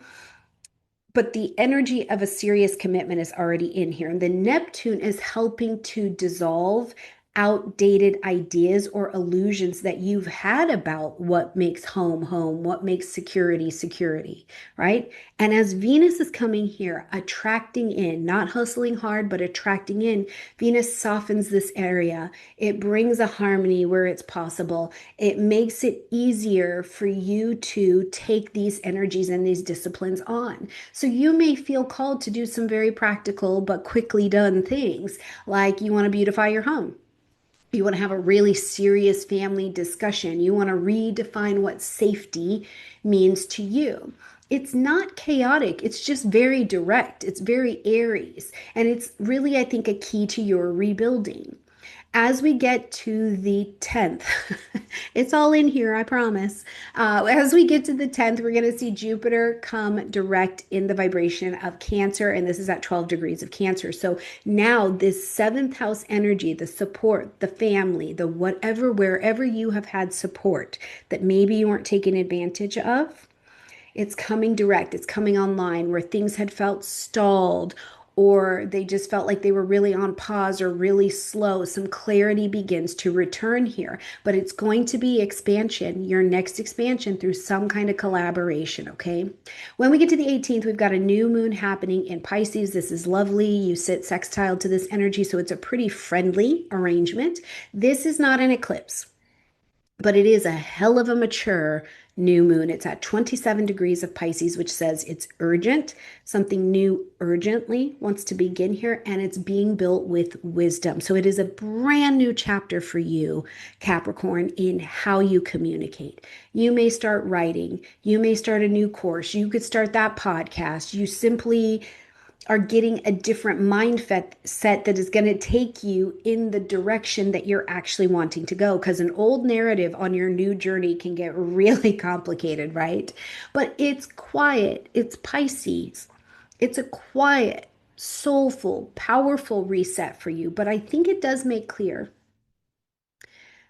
that your words really will shape your future. So you want to choose them quite carefully, okay? As we get to the 20th, busy day, we see first that the sun is moving into the vibration of Aries, the same place that it does every year at this time, fellow cardinal energy, and it brings us to the equinox. So it is now bringing light, heat, life, and motivation to Venus, Saturn, Neptune, all over in this Aries vibration. And you may feel ready I'm ready to take responsibility for that. I'm ready to step into this next thing. I'm ready to go to the next level. I'm ready to get more serious about my work ethic, right? It's like this integration period, but you feel more ready. And the things that aren't in alignment with that, I think you let it go. Because here, it's not about like abandoning your ambition. It really is about getting things in alignment with what you want and where you want to go. So I can't wait to see what this next 4 weeks of this transit actually bring into your life. Please share that with me in the comment section down below. We'll also see that Mercury is stationing direct. What did I do here? We will also see that Mercury is stationing direct here. So clarity and conversation, it can be coming back online. So enjoy that. Trust your intuition here though, because Mercury is in Pisces, but also pay attention to the details. When we get to the 28th, before we're just about to close out this month, we see that Saturn and Pluto are in a sextile to one another. So we've got Saturn here in your fourth house, Pluto over here in the second house. Now, this is the most mature transit that I think we have all month, and it's long-term empowerment because of the maturity in it. Neither Saturn nor Pluto want short-term results from what they're working on. And in a sextile, they are giving you a place to have a structural realignment. Saturn's been in the fourth house. It's rebuilding that foundation or something in your domestic zone. And Pluto's in your second house. It's changing your money. So as these two come together, it's like they're supporting you at building your wealth, at building your emotional security, at building your resources, or building something that will allow any one of those things to begin to flow towards you. So take advantage. Put a little ceremony around this transit if you can this month. I think it's very much so worth it. As we're going to close out the month, Capricorn, we're going to end in fellow Earth energy. Venus moves into Taurus on the 30th. Very comfortable because Venus is in domicile in Taurus. This lights up your fifth house space. Uranus has been working this area of your chart. You were shaken, you were stirred. I'm telling you, the fifth house area of your life looks different than it did 7 years ago. So your joy, your pleasure, your play, your creativity, things you're taking a risk on, your children, your childhood, these all look incredibly different. And after a month of quite a bit of serious energy, I think, this is a bit of sweetness. And Venus is calling in the most comfortable way, the most comfortable position. Enjoy it. Enjoy the ease of being creative. Enjoy the ease of being more playful. This is joy well earned. I always think every sign has a job to do for us, and no one's doing better or more or anything like that. But to be a Capricorn, it means you've learned some things enough to be serving our world with so much structure. And I want you to remember that you don't need to push harder, right? Like you're not going to like joy the hell out of this thing. It's not like that. I want you to relax into it. Enjoy the Venus transit. Allow it to strengthen you and your roots through joy. All right, my absolutely beautiful Capricorn friends, I love you. Please share your month with us and how it's unfolding in the comment section down below. I love you, and I will see you in April. Hello, my absolutely brilliant and beautiful Aquarius friends, and welcome to your horoscope for March of 2026. We're Aquarius this month. We have to just start off by acknowledging the elephant in the room and the bigger storyline that is actually unfolding for you, and that is the fact that Pluto is in Aquarius and in your first house. And that means we are on this journey for you of long-term identity transformation, right? It isn't surface level. It will dig to the depth and the depth of us, right? Something's got to die off so that the next Aquarius can really continue to live. And that's very cellular, I think, when we're doing this kind of work. So the way that you see yourself, the way that you present yourself, the way that that allows people to perceive you, the power that you carry into rooms, or the power dynamics that you carry into rooms. This is a piece of the story. So we have to acknowledge that and acknowledge that there is this story of stripping away the layers of things that are inauthentic, but leaving something really brilliantly empowered in that space is also going on in the background. Now, as well as we're coming into March, we're doing it with Mercury being retrograde in the vibration of Pisces. So in your money house, so truly Aquarius, as we're coming in, there's a lot of energy that is already pumping into the month, right? It's already going. So I just want you to keep this in mind as we're traveling, because if it feels like things, particularly conversations you've been having since like February, have been slowed down, that would be normal. But by the time we get mid-month, we're going to see that Mercury comes direct. We'll see a lovely sextile between Saturn and Pluto being in your sign at the end of the month as well. That'll help you get some things really restructured and feeling empowered around doing that. Let's jump in and see what the month has to offer. Here on the second, we've got Mars coming into the vibration of Pisces. So this is lighting up your second house space. And as Mars moves into the second house of income, and it's how you make your income, right? How you use your creative skills and talents to allow that income to flow towards you. This is with the second house, but it's also self-worth and your resources. And as Mars comes into the space, Mars is activating this. So this area feels urgent. It feels like I want to do something. I want to move, but not necessarily in a reckless way, because it is a Piscean energy. It may feel more like there is this internal push to do something, maybe to stabilize, maybe to restructure things around your money, like your money is moving with a different kind of fluidity, or your resources in some way. Now, because Pisces energy can blur boundaries, it's an interesting thing to notice during this transit at, first of all, looking at where you emotionally are spending, right? Where you're doing something in your life and you're not putting any money out for it necessarily, but you are emotionally spending, or very practically in your financial or your value agreements. It may be a time you're looking at where you have leaks and you're going in to patch those up. The other thing that I think can happen here is that you realize where money or energy is being exchanged unevenly. And this will not sit well with Mars, right? So if it's undercharging, overgiving, financially supporting situations that are not actually pouring a resource back into you or have long-term value to you, this could cause Mars to move into a position of inflammation. And with Pluto already transforming your sense of self, Mars here is going to demand actions that are in alignment between who you are becoming and where you want to go. So keep an eye on this, because Mars can still just be Mars and bring that inflammation in.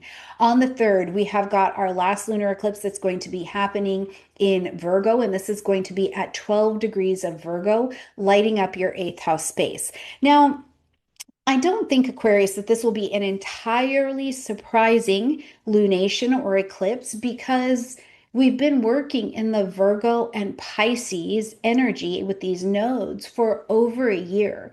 So as this lunar eclipse comes on and it asks you to end something, to acknowledge something, or you're going to make a shift or an adjustment to pivot to the next direction on the path you need to go, I think you're feeling a little bit more aware of it. Now, in the 8th house, it's the house of intimacy and assets. So we've got shared resources. Now, what are those shared resources? They could be finances, debt, taxes, insurance, but they can also be sex, emotional entanglements, things going on in your sacred pelvic bowl or your genital areas, right? Your reproductive space. But there's also an energy of death and power dynamics.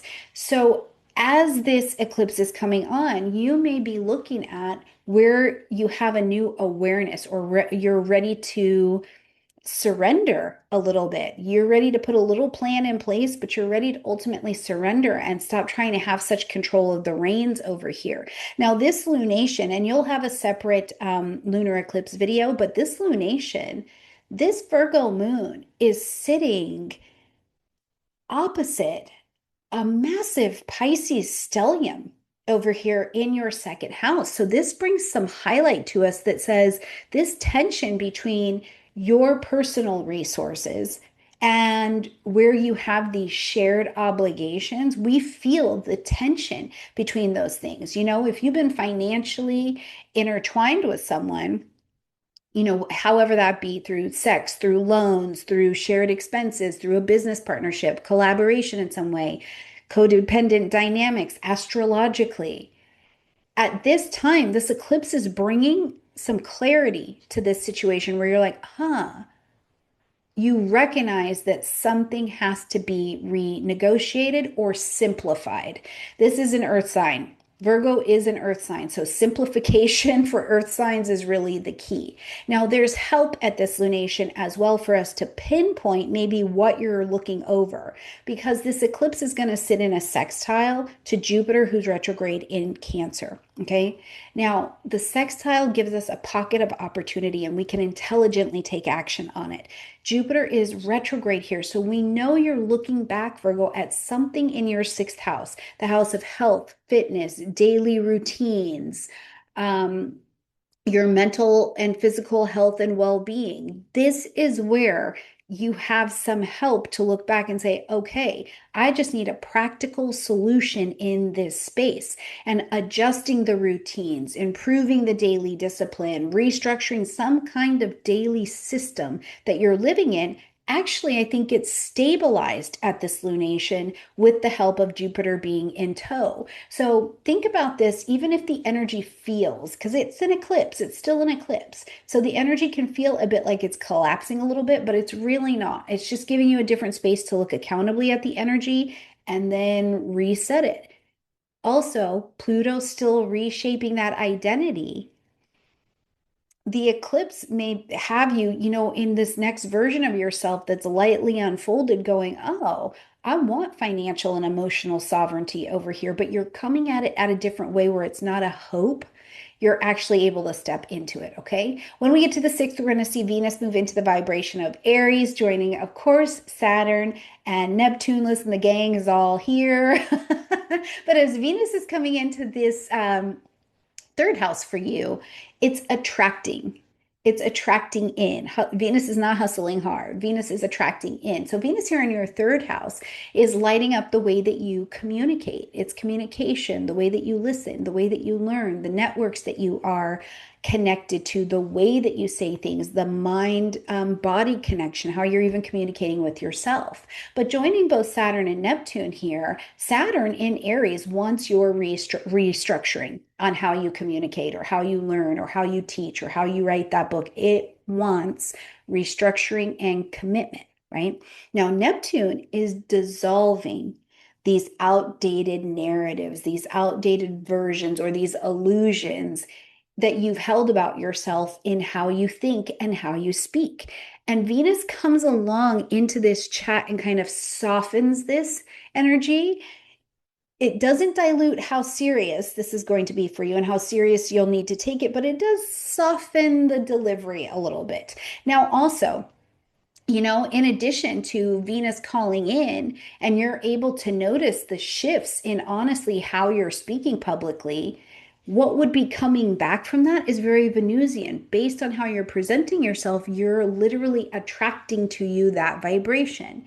Maybe you find yourself less comfortable with mental clutter. So this is a great time to look at what the meditation, breathing, mind practice looks like.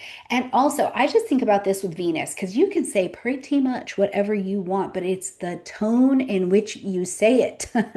And with Pluto in your first house, your words carry weight. You carry weight wherever you go right now, Aquarius. So choose your words carefully. Let people who are offering you words choose them carefully as well, not fearfully, but just intentionally. When we get to the 10th, we see Jupiter now stationing direct in that vibration of Cancer at 12 degrees. So this is, of course, still lighting up the sixth house space, but now it's moving forward. So before, if we go back to May of 2025 and we see Jupiter putting this emphasis into this sixth house space and things are expanding, expanding, expanding, right? And the growth is coming for health, for work, for day-to-day routine things. And sometimes it felt like it got really too big too fast.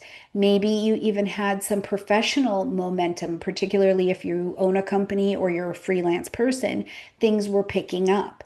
And then we went into the Jupiter retrograde, thank goodness, because we needed to bring those things down to size. It almost got too big, too many options, too many emotions around it, and we needed to come to size and just be processing what's actually ours. So if you felt some delays in this area, the energy starts to move forward again as Jupiter comes direct. So the improvements to that daily structure, your health, your wellness, your routine, Jupiter is an expander, so maybe even an extension or an expansion to your professional public credibility or the type or quality of work that you do.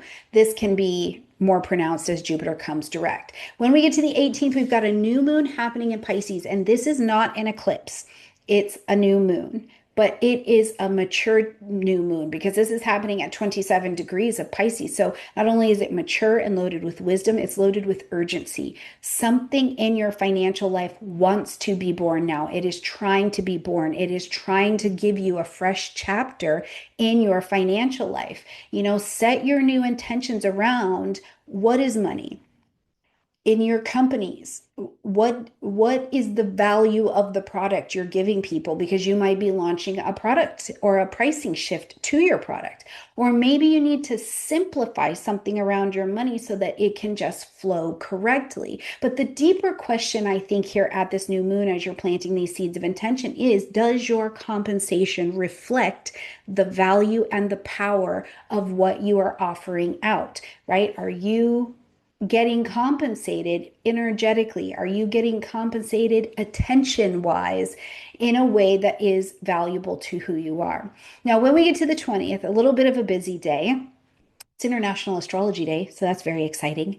But also, the sun will move into Aries, bringing us into the equinox. It does this every year at this time, lighting up that third house space, coming in with Venus, coming in with Saturn, coming in with Neptune. So there's a mental seriousness that kind of increases because as the sun comes here, you're motivated. There's a lot of vitality here. You want to communicate, or you're taking on greater communication things. You're committing to that writing project. You're committing to teaching. You're committing to finishing that book or that website. There can be, with Saturn here, this is something I keep thinking about, is that Saturn's going to bring a seriousness to this. So this could be like a conversation or a piece of communication that you work on, that you have, that you put out, and it is so defining of this time in your life, right? Because it's literally the restructuring of your voice, but it's done with maturity, it's done with authenticity, it feels right in your spirit. And then the sun is going to give you that visibility because the sun's going to want to be seen for those words. Now, the words will also be a little bit easier because we also see on this day that Mercury is going to come direct in Pisces at 18 degrees of Pisces in your second house. So conversations, decisions, information can start to flow with a bit more ease at this point. Now, before we're going to close out the month here on March 28th, we have got Saturn, who's over here in Aries in your third house space in this lovely sextile to Pluto, who's of course in your sign. So this is a third house, first house conversation. Now that sextile presents a pocket of opportunity and you can intelligently take action on it. It's not an opportunity that's just sitting there. It's one that is there. You see the action and you take it, right? But this is about stabilizing. It's stabilizing. So Saturn calling in that discipline of your communication and Pluto deepening your identity transformation, i.e.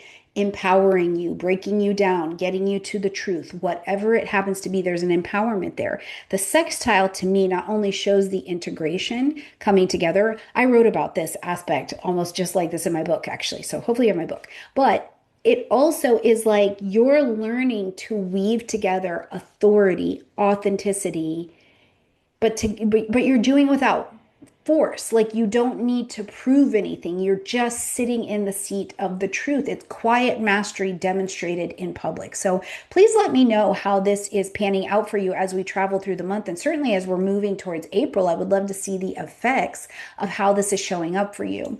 Now, as we're going to close out the month on the 30th, we land sweet.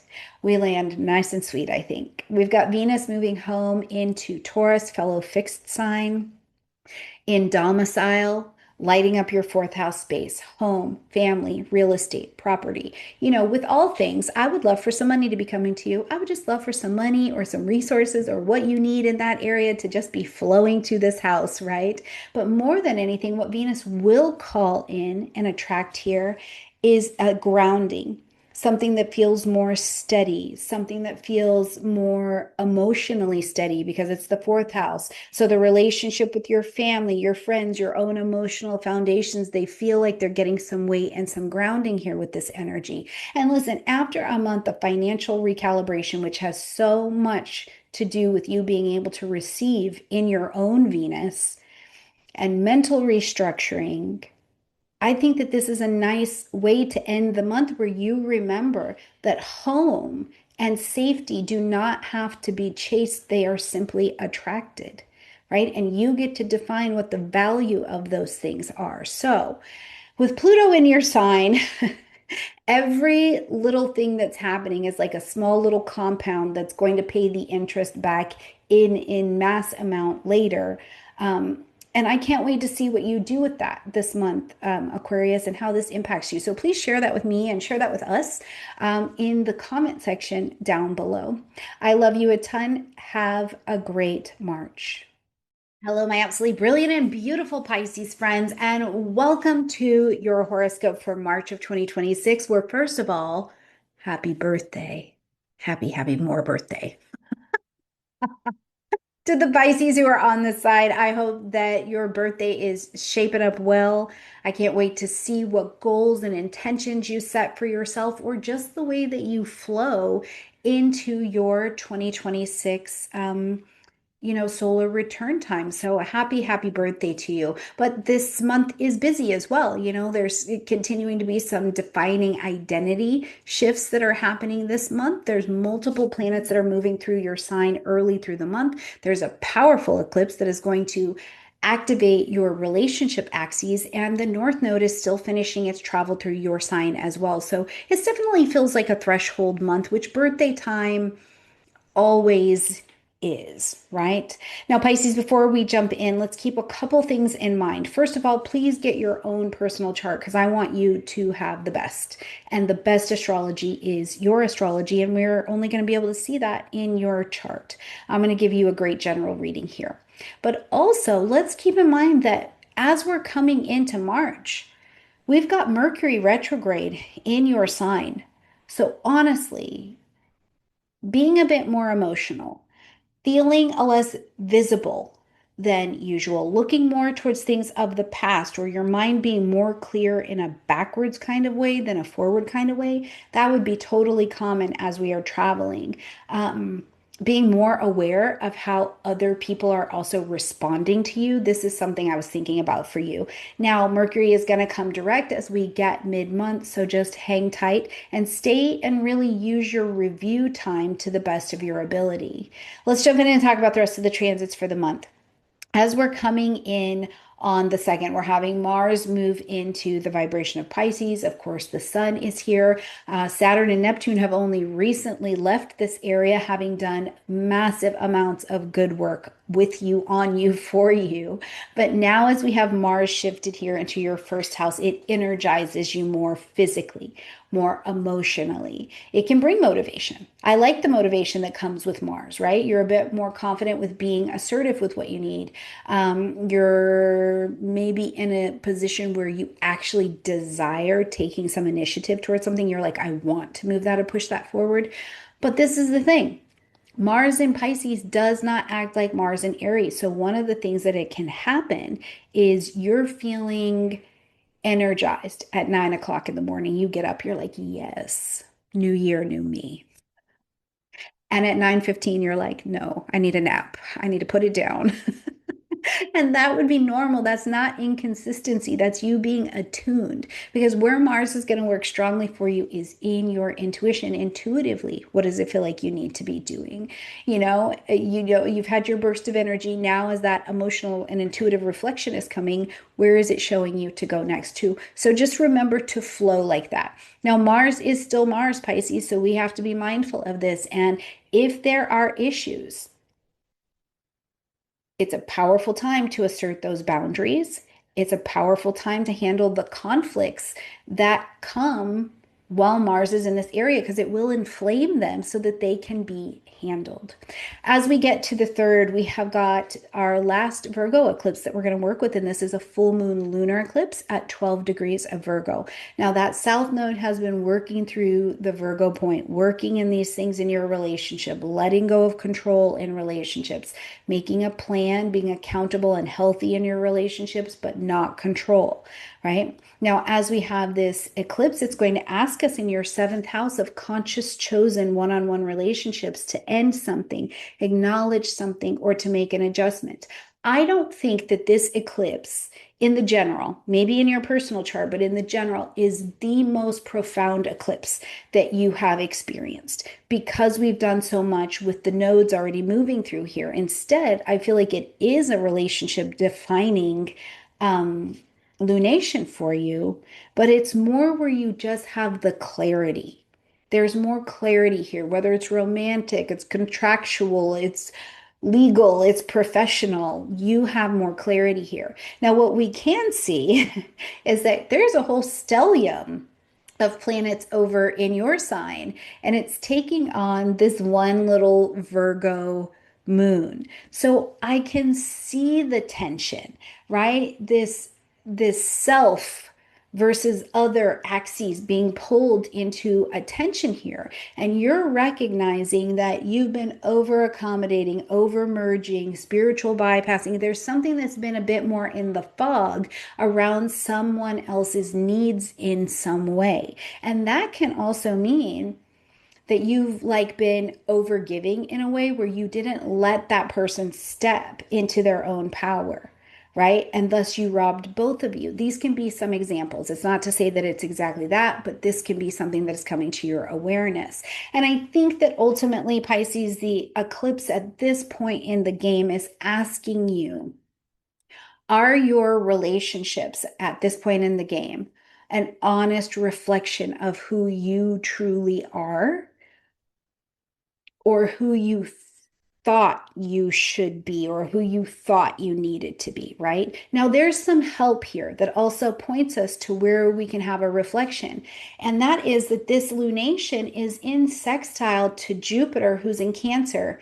And that is retrograde. So we know you're looking back and you can take action in this Jupiter Cancer area. So in your fifth house. So Pisces, immediately it takes me to the kids. What's going on with the kids?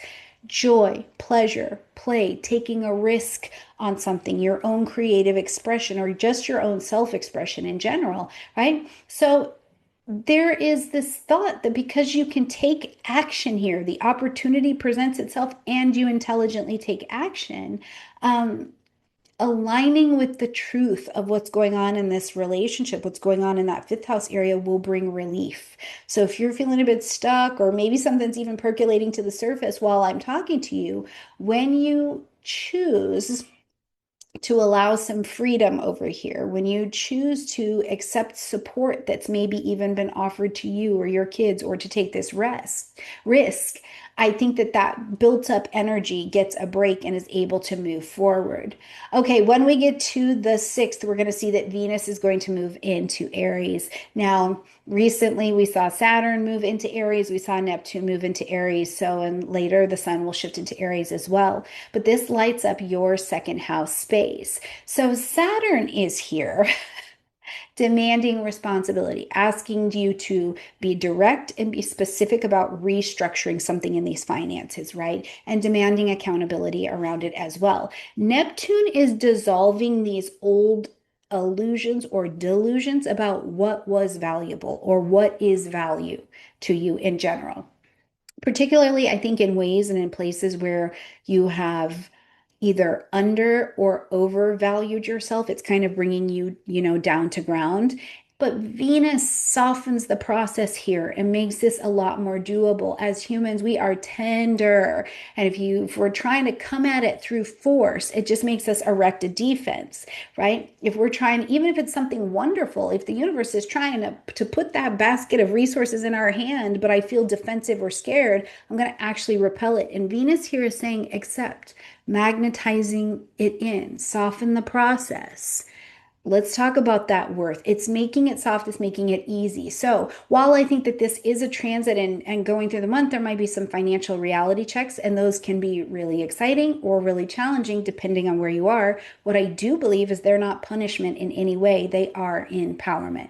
When we get to the 10th, we see Jupiter now coming direct in that Cancerian energy. So, just a few days ago, when we were at that eclipse, what did you do? What did you take action on in this fifth house area? Furthermore, go back to May of 2025. What did Jupiter start to bring in that was maybe very big? Maybe it was travel, maybe it was romance, it was something about the kids, and it got very big. And then as Jupiter went retrograde, we needed to get it down to size so that we could actually handle it. What was that? Bring that here as you're reflecting on this portion of the month. But where the energy has felt blocked or slowed or uncertain, the momentum starts to return as Jupiter is coming back online here. When we get to the 18th, we've got a new moon in your sign, and this moon is not an eclipse, but it is a wise, urgent moon. This lunation is happening at 27 degrees of Pisces in your first house. This is a personal reset for you, and something urgently about you wants to be born. It's about your identity. It's about your body. It's about planting those seeds of intention. It's powerful. So feel ready or get ready. If you stay ready, you don't got to get ready. About redefining your appearance, how we literally see you in the world. And this includes how do you appear showing up in your life, Pisces, with the direction or the goals that you said you have for yourself. Are you saying I want financial freedom, and there's no budget? Are you saying I want financial freedom and there's no plan to get to what that looks like for you? Are you saying I want to value myself and then somebody wants to date you or bring some romance into your life and you are over here accepting scraps, right? How do we also see you showing yourself in alignment in public with the goals that you say you have for yourself? This new moon is an opportunity to light that on fire. When we get to the 20th, we're going to see that the sun shifts into the vibration of Aries. The gang is all here. This is a very activated portion of your chart. And the sun always comes here into Aries at this time of the year.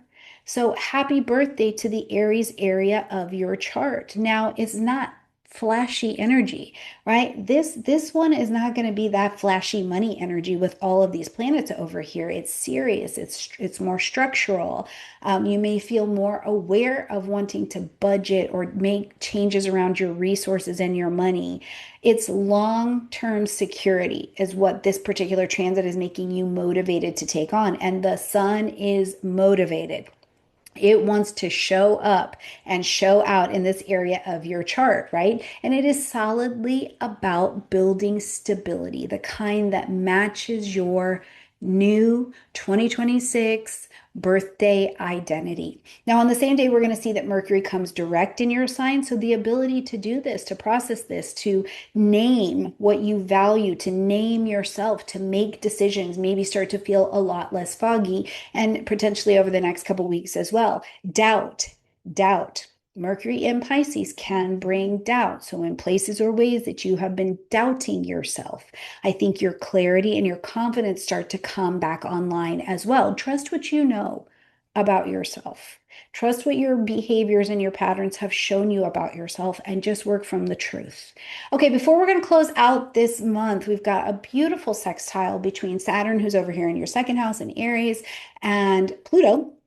I almost forgot Pluto's name. I don't know what that says, but Pluto, who's over here in Aquarius in your 12th house. And this is, again, a sextile, but it's powerful. It's a restructuring aspect that you can take action on because Saturn in the second house, again, it wants you to build some kind of finance or value structure.